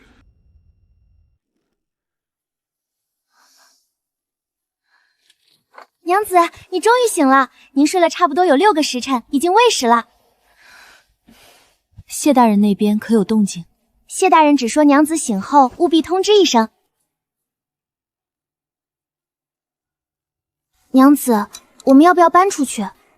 从尚书府一战来看，幕后之人道行不在我之下，长居在此，只怕会给太玄观招来祸端。我手中有银钱，托谢大人寻一处隐蔽的宅院，应该不难。此事容我好好考虑。高伟，跟着谢承安的那个西夷娘子，背景查清没有？这朝堂里还不知道有多少人在背后行这些鬼魅之术。陛下息怒，龙武已在殿外候着了。选。叩见陛下。查到什么？禀陛下，西夷娘子姓袁，名清仪，是洛阳袁氏嫡女，半月前刚到洛阳，后由齐州高家托周家护送上京。据周家仆人交代，这位袁娘子途中替谢大人处置过妖异之事，谢大人这才与她结识。哼，仅半路相识，谢承安便敢委以重任，看来是个有真本事的。还有呢？他出自福山，师承玄威真人。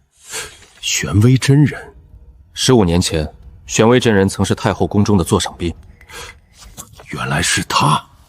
龙武，你亲自去洛阳、福山，把这袁清仪的底细给朕掘地3尺。遵命。陛下，奴才还有一事。昨日金吾卫无意中听到袁娘子的婢女抱怨，说洛阳袁家曾在京中偷了他家娘子。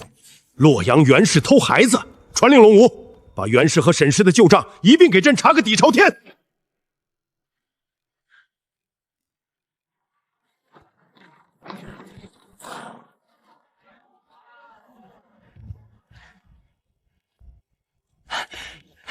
西姨娘子，我家大人让我在此等您多时了。喂，挨这么近干嘛？退后！哎，你这小婢女！娘子，随我上楼吧。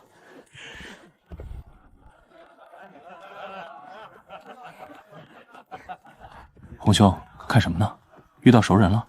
刚才领路的是谢承安谢大人的贴身侍卫。刚才上去的好像是个小娘子。不是一个，是2个小娘子。谢大人向来清冷，居然在此私会小娘子，咱们就在这耗着，定要看看谢大人这铁树是怎么开花的。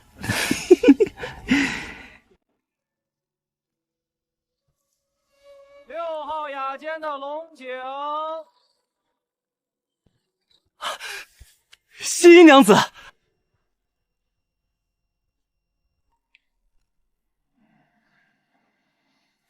静心神咒，竟用金线绣成暗文。西姨娘子，请坐。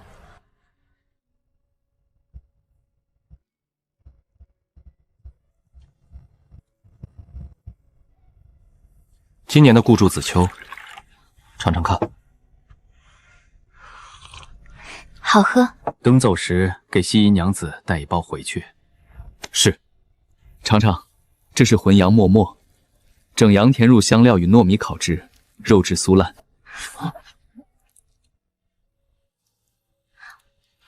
这还是那个清冷金贵的谢大人。上次李府的事，多谢西姨娘子出手相助。谢大人不用客气。李德普一案还有许多超出常理的疑点，单凭大理寺难以彻底厘清。后续还需西姨娘子继续协助查证。只要我帮得上忙，谢大人尽管开口。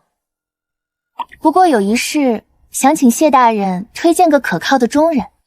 我准备搬出太玄观，需另寻一处小院暂住。我名下在安兴坊有一间院子，西姨娘子若不介意，随时可搬过去，也方便照应。大人心意我领了，我只想住个舒心的小院，大了反而空落落的。好，让谢玄安排，等有消息了去太玄观给你回话。时辰不早，我先告退。我送你下楼。来了，真是谢大人！今日不枉此行，你看那小娘子身形气度，必然姿容上佳。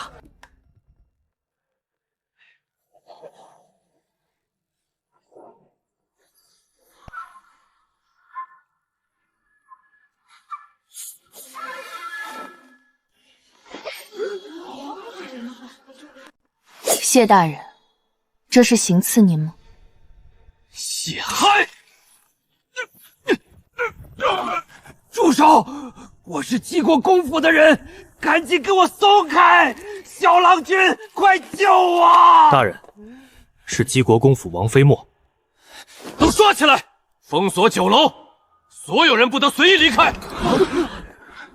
谢大人，不必如此吧？哼，我不知这小娘子是大人的人，开个玩笑而已。不过是个助兴的小把戏，哼，何必大动干戈？我就是好奇这位小娘子怎么带着木笠，是不是见不得人？这人是不是有毛病？玩笑，我看这不是玩笑。前几日李德普谋逆一案，还有多名同谋没有抓捕到案。谢玄，属下在。我看王公子倒与案账中一位描述颇为相似，带到大理寺，交给袁大人查查王公子是否与李德普一案有勾连。遵命。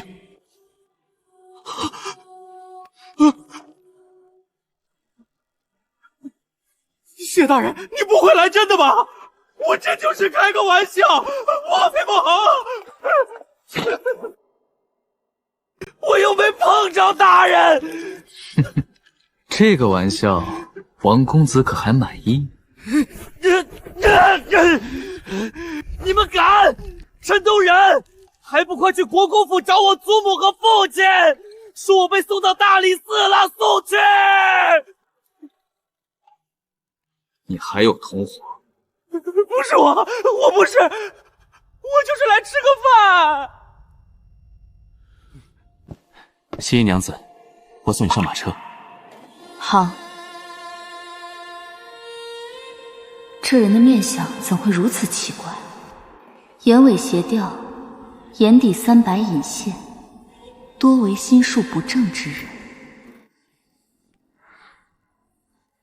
还有他唇薄色淡，嘴角下垂，哭笑皆不及眼底。他与我竟然还有一丝血脉相连。不过那又怎样？惹了我，就别想当做无事发生。一看就是个狡诈算计、自视甚高之人。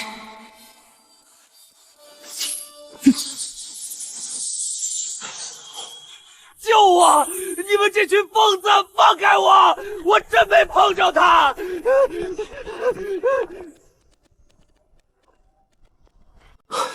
吓死我了！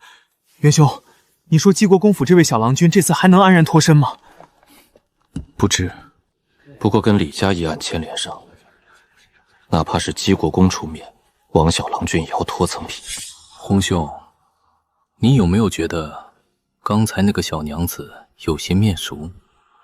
元兄也觉得面熟？刚才就是钱子书叫的罪患，怂恿王妃莫去摘小娘子木纱，到最后真出事了，也是他溜得最快。钱兄，也可能是我看错了。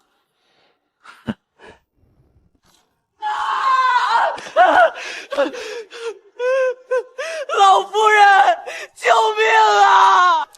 二郎君在江楚酒楼被谢承安大人抓进大理寺了。因着何事？快说！敢有半句隐瞒，发卖你全家！二郎君让小人去风市记取烤鸭，就这么一会儿功夫就出了事。阿菊，去书房请国公爷。唉，你们各自回房吧。去把你阿娘叫来，我要问问她怎么教养的小郎君。说，到底出了何事？与莫尔在江楚酒楼闹事的都有哪些人？从头细细说起，一个字不许漏。陈大人次子陈东仁，金大人长子金康辉，钱大人长子钱子书。等等，钱炳长子也在其中。钱子书当时说了什么？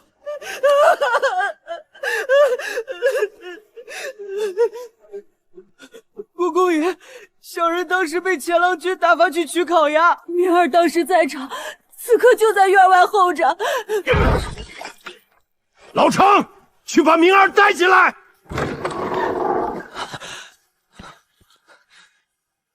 国公爷，明儿带到了。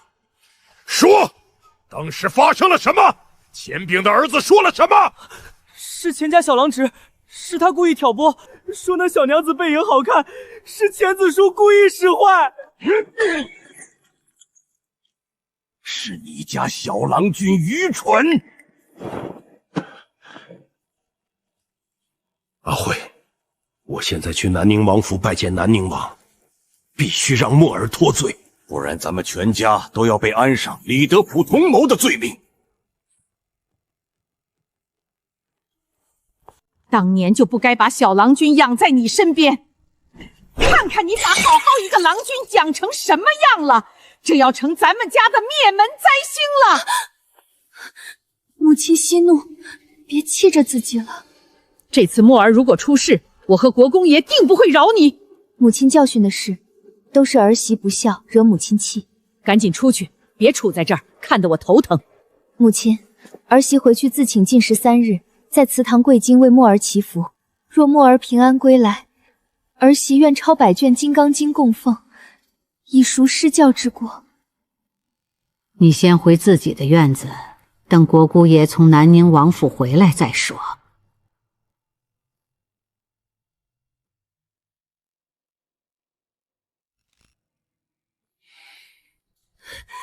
郎君，我们的墨儿被抓进大理寺狱，我该如何是好？你还有脸哭？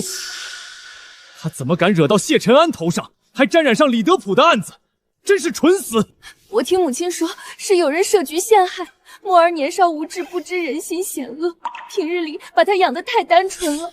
好了，这哪是你的错？父亲已经去了南宁王府，此事既不是直接冲着谢大人，应该没有大碍，别哭了。好，我都听郎君的。你先歇着，我去宗雪斋看看阿明。郎君的玉冠歪了。好了，现在可以去见姐姐了。有事去前院找我，墨儿的事有我在。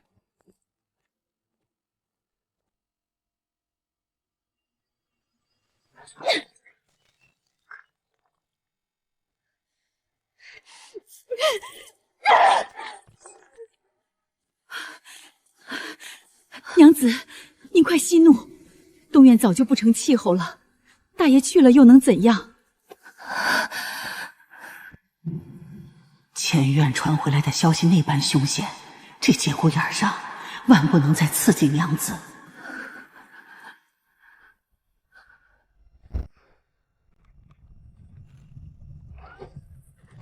娘子到大理寺了。谢大人。又要麻烦西瀛娘子。上次救下的12名幼童，除了1名未受术的孩子神色正常，其余11人皆整日恍惚，状若痴儿。应该是神魂缺失造成的失智。谢大人，这位就是西瀛娘子。袁绍，我们进去再说。这般年纪，能有这样手段？太像了。这位就是西瀛娘子，不知贵姓，家住何方？怎么还要当面查我背景？太傅大人，西瀛娘子是我奉陛下旨意邀请过来的贵客。太傅大人如果有疑问，可以过后再问不迟。是我失礼了。没事。那些孩子呢？袁绍这处官舍不够大，今天只安排了3名幼童，都安置在后面休息处。我让人把孩子抱过来。不用一个一个来，3人放在一起就好。按西瀛娘子说的办，把3个孩子都抱过来。是。这谢大人什么时候待人如此随和了？还是对一个小娘子？西瀛娘子先坐，谢玄很快把人带来。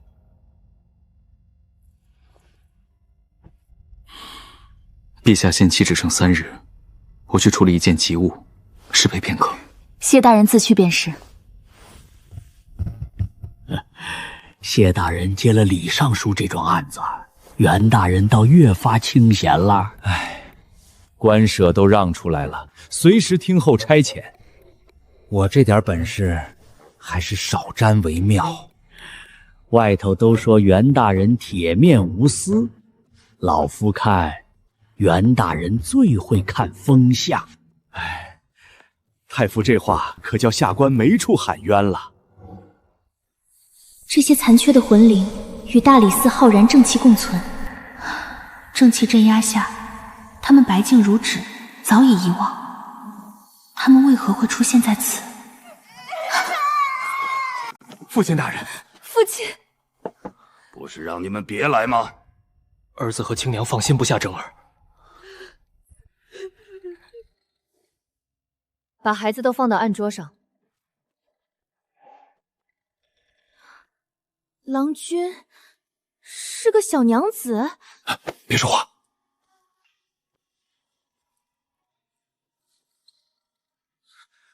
西医娘子这是何意？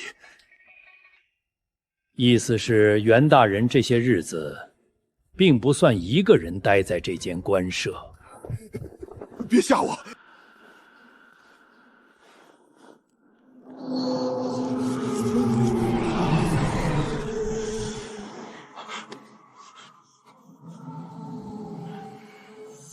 再敢近前，我就不客气了。我已是古稀之年，阳气不足，身体比其他人更畏寒。可现在明显感受到，小娘子怒斥之后，房间刚才的阴冷消散几分。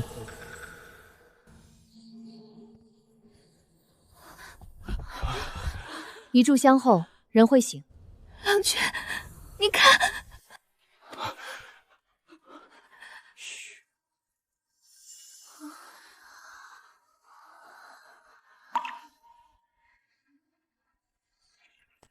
可以了。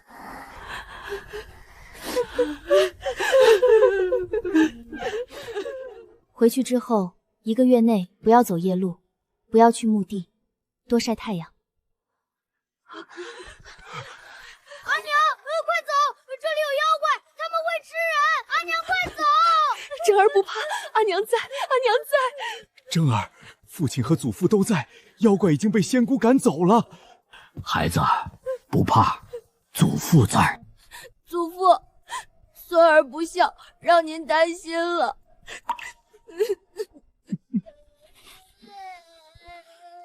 你刚才说有妖怪，真儿，告诉姐姐，你说的妖怪长什么样？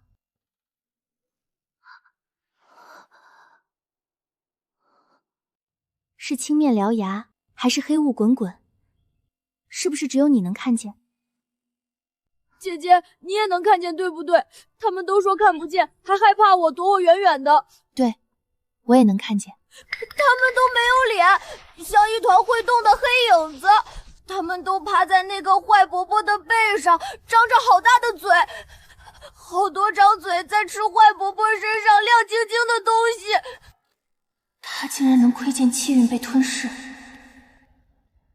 姐姐知道了，别怕。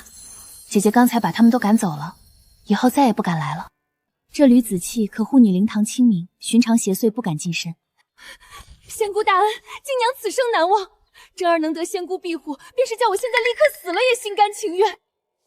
我与他有缘，也是他运气好。若再拖延半月，药石无医，他这命格便会被彻底毁掉，沦为常人。真儿真的看见了妖怪。真儿，告诉谢伯伯，除了这些，你有没有在暗室看到其他比较奇怪的人？有一天，我好像见到李阿伯和一个黑袍爷爷一起进来。真儿，你有没有看清那黑袍人的长相？祖父，我好像见过他。元宵节那日，您带我去街上看花灯，当时他还撞到过我们。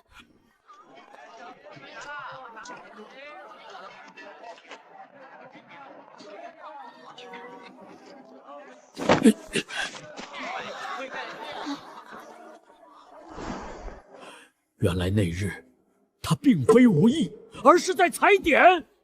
看来掳走真儿绝非偶然，这尚书府暗室的背后还藏着一条针对唐家的大鱼。谢大人，此事有异，你先送西医娘子上马车，我们稍后再议。太傅大人，下官这便送西医娘子出去。西医娘子与我唐家恩同再造，日后娘子若遇难处，只需往唐府递句话，老夫定当倾力相助。修道之人本应如此，不必挂怀。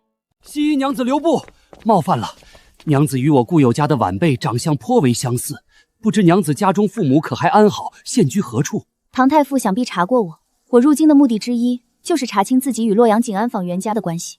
不过，我可以肯定，我与景安坊袁家没有任何血缘关系。没有血缘？你如何确认？我师承玄微真人，略通相术，观面相，再借这枚5周前推演，我与袁家天生八字相克，绝无血缘可能。荒唐！毒妇真是一个毒妇！眼前这位西姨娘子，想必正是故人晚辈，也是姬国公府的长房嫡女。西爷，此事极为复杂，你的身世待我查清，必会给你一个满意的答复。太傅大人，您知晓。谢大人，送西姨娘子回去吧，时间太久了，老夫需要好好理一理。快说，到底何事？抓紧说，我下午还有别的事。国公爷，15年前你确认抱回来的是你嫡亲孙女吗？你在说什么鬼话？老五，送国公爷回府缓刑即可。哼，有事赶紧说。15年前的旧事早已了结，你到底想干什么？我今日见到一位少女，长相像了阿叔8分，眉眼与你那世子颇为相似，年岁也与阿叔长女淑华相当。君务兄临终前死攥着我的手，求我多看顾外甥女阿叔。小事我也就算了，但涉及到阿叔子嗣的血脉真伪，我是万不能容忍的。证据呢？当年那孩子可是你亲自派人接回来的，现在你说接错了。那孩子虽是我派人接回，可最初却是从你那国公夫人手里接下来的，这一点国公爷心里难道不清楚？国公爷若不愿相信，那此事我会亲自去查。如果真如我所想，到时可别怪老夫不留情面。太傅大人，国公爷，国公府到了。我会去查，希望你今天所言是真，不然也别怪我翻脸无情。老夫人，国公爷来了。这是怎么了？谁惹到你了？我且问你，当年大房嫡女一事，你可有半分隐瞒？淑华好好的，你怎么又提起当年的事？是不是阿叔那房又出什么幺蛾子了？袁慧，你不会真的在我王家子嗣上动了手脚吧？王承安，你到底在胡说什么？我再不喜阿叔，阿叔生养的也是我嫡亲孙女。最好如此，事关我王家子嗣，哪怕是你，也绝无饶恕可能。老夫人，国公爷估计在外听信了什么谗言，您别跟着生气。我怎能不气？去，马上找阿生问清楚，今日送国公爷上朝的马夫是谁？问清国公爷下朝后到底见了谁？眉宇间黄明紫润，如晓光出透，可印堂暗至隐隐清辉，如阴云覆宅。如此矛盾，不知结果可如你意？如我意。师叔应该知晓，面相12宫，掌中9丘，万般终归天命图。既然无法改变，那我顺势而为又如何？既然你心里清楚，那师叔就不再多言，你好自为之。有什么事可吩咐道宁，你先出去吧。弟子谢过师叔教诲，弟子告退。命文与骨相皆已变换，宿命轨迹终究会有不同。禀娘子，我郎君在家行3，外人都叫我赵三娘。抬头看我说话。娘子，我是赵三家的，我来这儿，娘子我……好了，我这里没有什么交代的，只有一个要求，无事不要进入我房间。冉竹，你带赵三娘子下去，先熟悉环境。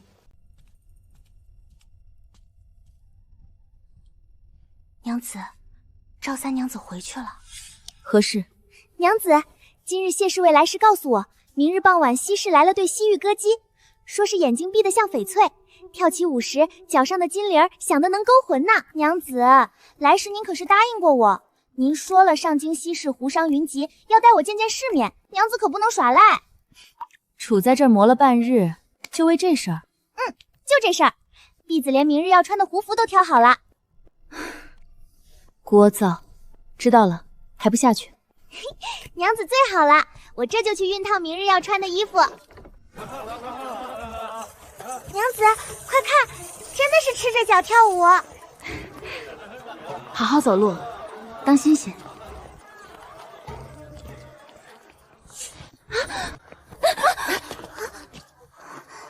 你们眼瞎吗？知不知道冲撞到我家娘子？两个泥腿子在上京城也敢如此猖狂，简直不知所谓！你眼瞎吗？这条路这么宽，怎么就我撞上你们？难道不是你们撞上我？是你家的路。橘红，不可无礼。还请小娘子海涵，下人无状，言语冲撞，是我管教不严。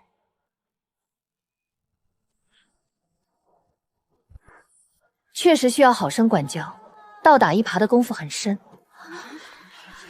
小娘子，这是我国公府大娘子，你且考虑好再说话。国公府就无法无天了。哼，原来是国公府的金枝玉叶，就不知国公爷可知晓，连国公府的奴婢们都是这般仗势欺人的做派。好一个伶牙俐齿的小娘子，王家姐姐向来心软。如果是我，早就打了去，还容得你们在这咄咄逼人？那你又准备如何？这位娘子方才还暗中推人，怎么，现在不躲在后面，是要亲自来教训我们？崔武娘子，刚才是你推的我。胡说，我没有，你明明是胡说八道。是不是胡说，不是你说了算。想必这位嬷嬷刚才站得那么近，应该看得分明。这位娘子，我并没有看到有人推搡我家大娘子。我不知你随意攀咬有何用意，但我崔家也不是你能随意指责的。崔家？哪一个崔家？洛阳府的？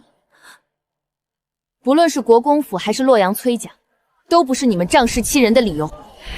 是不是仗势欺人？不是小娘子你说了算。既然欺负到我国公府大娘子头上，那就与我国公府好好说道。娘子，都怪奴婢，若不是奴婢非要来看这夜景，也不会碰见这些疯子。不用担心，今日不遇，换一日同样会遇到。就是不知你有几分本事带我走。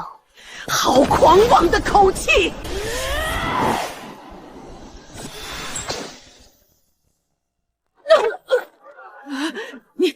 你用了什么妖术？对我做什么？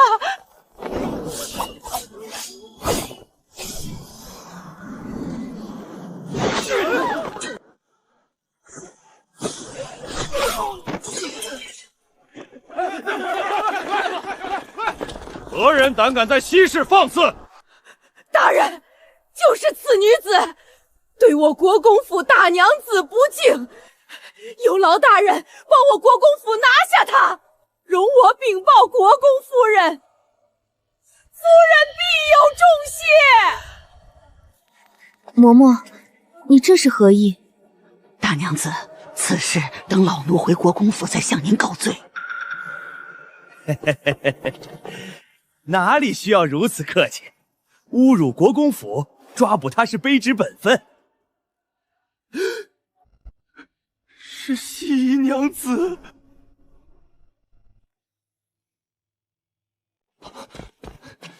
京兆府武侯何冰见过西夷娘子。何大人，西夷娘子客气了。几位是不是有什么误会？却是西夷娘子，万不会做出侮辱国公府之事。你是何意？难道我会污蔑她？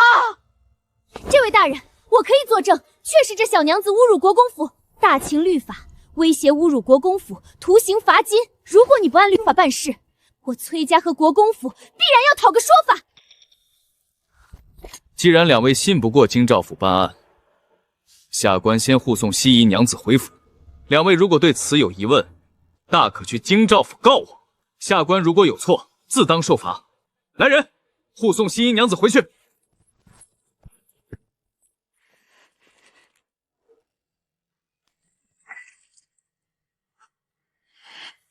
何冰，你好大的狗胆！大人，小人冤枉啊！作死别拉着本府！你竟敢同时得罪姬国公府和崔中书府！大人万万不可！杂烩官印要杖责60，为了这小子不值当啊！还不快说，到底出了何事？大人，小人今日在西市护下的，是那位受谢大人照拂的西夷娘子。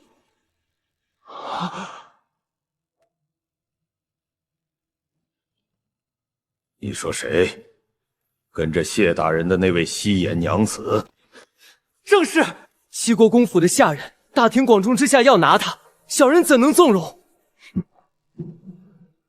此事你做得不错，本官记你一功，退下吧。大人，国公府的家仆仅因几句口角给当街拿人，这反应太反常，其中必有蹊跷。不过是想拿本官当出头鸟，痴人说梦。若国公府再派人来，就推脱本府不在，寻个由头拖着，看他们先露马脚。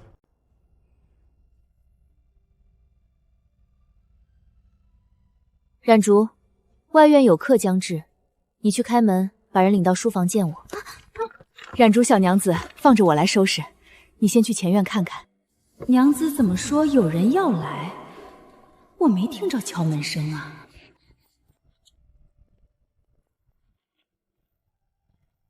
这还真来了客人，还是个贵客。大人，我家娘子正在书房，容我进去通报一声。好，你进去通报吧，我就在这儿等候。娘子，唐老太傅来了，让他们进来吧。家里我那几个孙女，不论嫡庶，闺房补舍都是奢华，唉，都是我的错，是我识人不清，害得这母女二人落个骨肉分离。唐太傅，不知唐太傅来我这儿有何要事？西夷，我叫你西夷可好？听闻西夷前几日在西市与姬国公府的人起了冲撞。唐太傅的消息倒是很快，怎么，您这是要替姬国公府讨个公道？怎么会？西夷，我接下来说的事有些匪夷所思，是关于你的身世。据说你到洛阳当天就直言自己不是景安坊袁家的血脉。确实，那时袁慧那老贼婆拿你做要挟，逼迫你母亲答应你父亲娶三房媳妇传香火，若不从，便将你藏匿，让你母亲一生不得相见。你母亲为了你，只能妥协。我记得当时是我从袁慧手里抱回了孩子，我以为是你，谁知他竟如此无耻，用了调包之计。都是我的错。竟然真是姬国公府，怪不得姬国公府那个嬷嬷急着抓我回去，难道是邀功？姬国公知晓此事吗？哼，那个老混蛋也是刚刚知晓，我已让他回去先审问那个在西市闹事的老奴才，必须揪出幕后主使。西银，你别担心，我给那老东西下了最后通牒，若你在姬国公府有任何差池，我拼了这条老命也要去御前告他。既然梦境旧案的源头在姬国公府，哪怕是龙潭虎穴，我也得亲自走一遭。容我考虑几天再说。好，好，好，去，把外头给西夷备下的婢女带进来。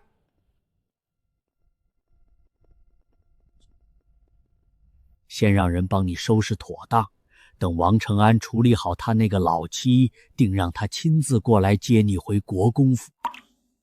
好，我听唐爷爷的。你说郑源拒绝了，他怎么敢？老夫人，我今日出来的时候，好像见到唐太傅身边的牛庆堂。又是唐守正那个老不死的狗东西在捣鬼。你拿我的帖子去找二郎，就说你想让二郎去替你干什么勾当？你做什么？在外受了什么气，跑到我房里发火，竟然还踹我的门！老程，你把这些调查到的东西和口供，给国姑夫人好好看看。什么安杂东西，也拿到我这儿？既然他不要这张老脸了，老程，读给他听。阿晴，拿过来，我倒要看看是什么东西。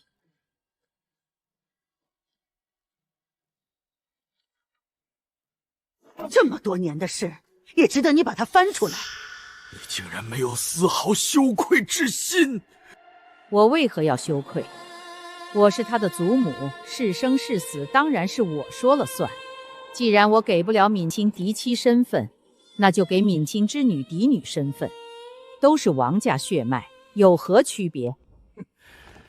到现在你还敢强词夺理？不说你混淆大房子事，我只想问问，为何我王家嫡女会在洛阳袁家？什么袁家？敏清的母亲不仅是我嫡亲表妹，与我还有救命之恩。我不过是把大房、三房两个小娘子调换了，谁嫡谁庶，对于你我而言，这是罪过吗？唐守正手里有阿叔亲女的证据，你又该如何推说？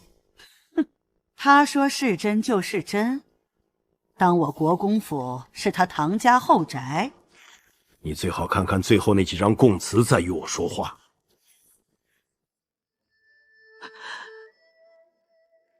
我确实不知，他竟是如此胆大妄为。阿叔之女现在在哪儿？在哪儿？你当真不知？你这几日不是一直派人到京兆府去寻他麻烦？当初看袁清怡的画像，只觉得眼熟，现在想来，与阿叔年幼时有6、7分像。是他害了我家木儿！你也好意思说是他害了木儿？难道不是你无底线溺爱害了他？好了好了，我知道了，等他回来，我自会弥补他。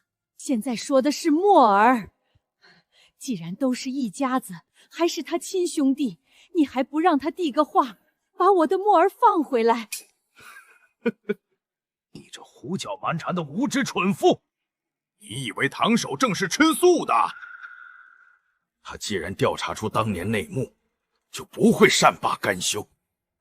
再说，还有崔家那边，你别忘了阿叔还是崔家女。现在崔家是崔望舒的继母当家，崔婶氏可是敏清的亲姑母，难道还能替崔望舒讨公道？不论你心里藏着多少心思，别再使到明面上。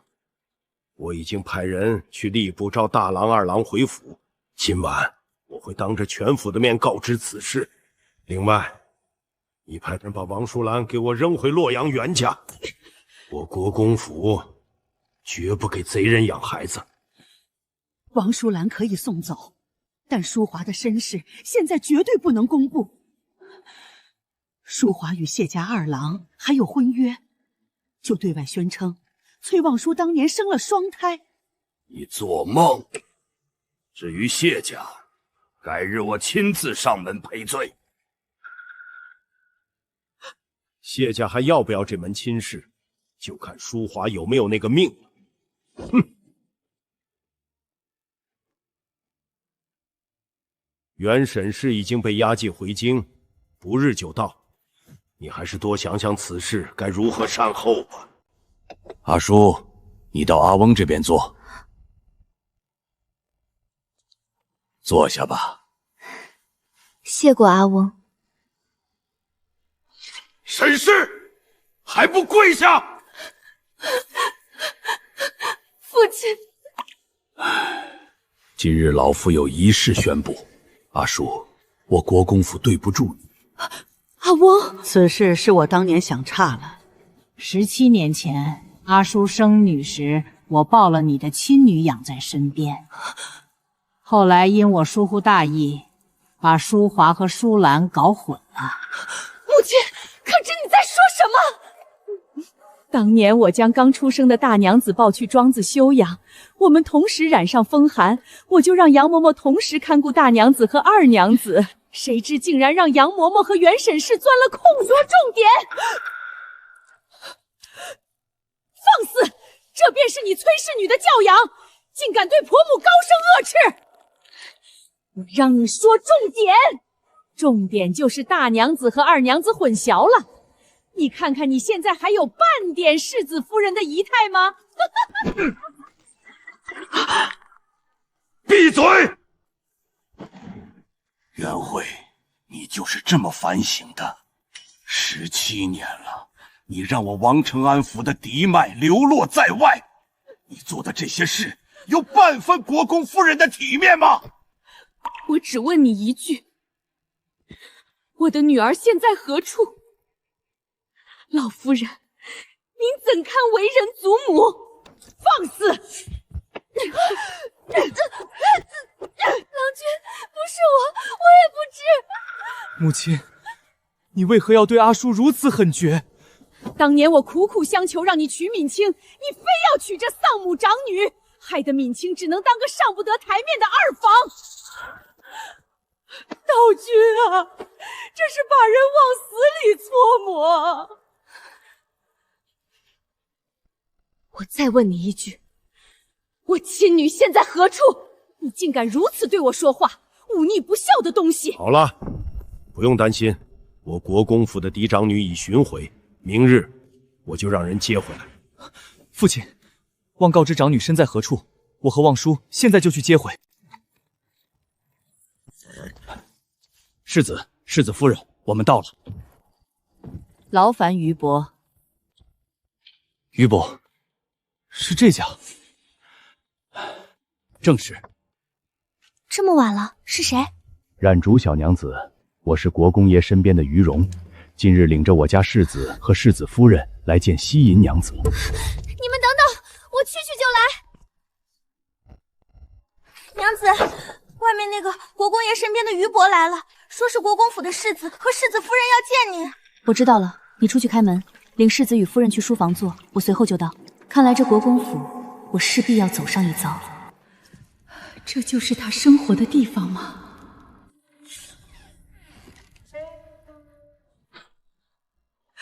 阿娇，这还是第一次我同人这么亲近。夫人，你要不要先坐下？阿娇在外受苦了，都是为父不对。这么说，因为国公夫人心中的结，把我和世子名下那3房嫡女调换了，再将我扔出上京。西姨，你祖母她也是被人钻了空子。怎么还在给你母亲找补？阿叔，西姨毕竟要回府，若心存芥蒂，我女儿我自会护着，哪怕是国公夫人也不行，委曲求全在我这就是不行。今日实在太晚，院里也住不下，你好好歇息。夫人慢走，明日午时前，阿娘亲自来接你回府，谁也拦不住。敏清怎会如此蠢笨不堪，竟然能让沈敏如那个贱货算计我济国公府，给外人养女，真是笑话。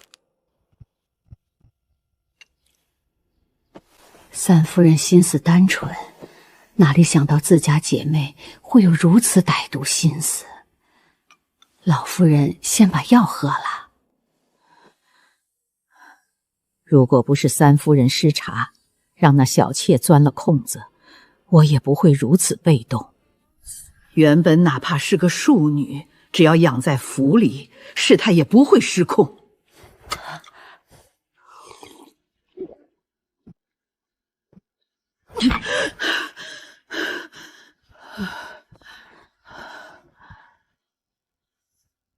放了麦芽糖的。老夫人吃块藕丝糖，这是世子爷今早去糖藕记排队买的。拿走！你就会帮着他们说话。事情到了这份上，您怎么也得给国公爷和世子爷几分薄面，不能让其他家看了国公府的笑话。谁敢看国公府笑话？你要我圆场可以，不过话说在前头，无论如何，必须让淑华记到阿叔名下，不然谢家那边交代不过去。老夫人，世子爷同意，世子夫人也不会同意的。阿叔那边我自会去说，还有把淑华跟前的武嬷嬷打发了。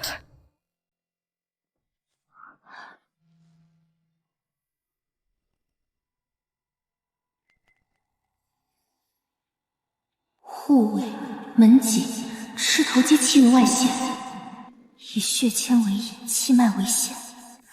幕后布局之人，针对的是整个姬家的血缘体系。夕颜，我们到家了，你只管放心，一切都有阿娘。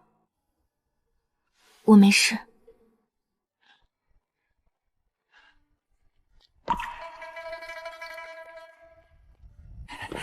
夕颜，前面就到你祖父和祖母的院子，以后有时间来正院多陪陪祖父祖母。好了，还能进去吗？是我多言了。便宜父亲对阿娘的喜爱不似作为，这退让的姿态也卑微。那他眉眼间这抹烂桃花的结束，应该是另有来源。世子爷，世子夫人到。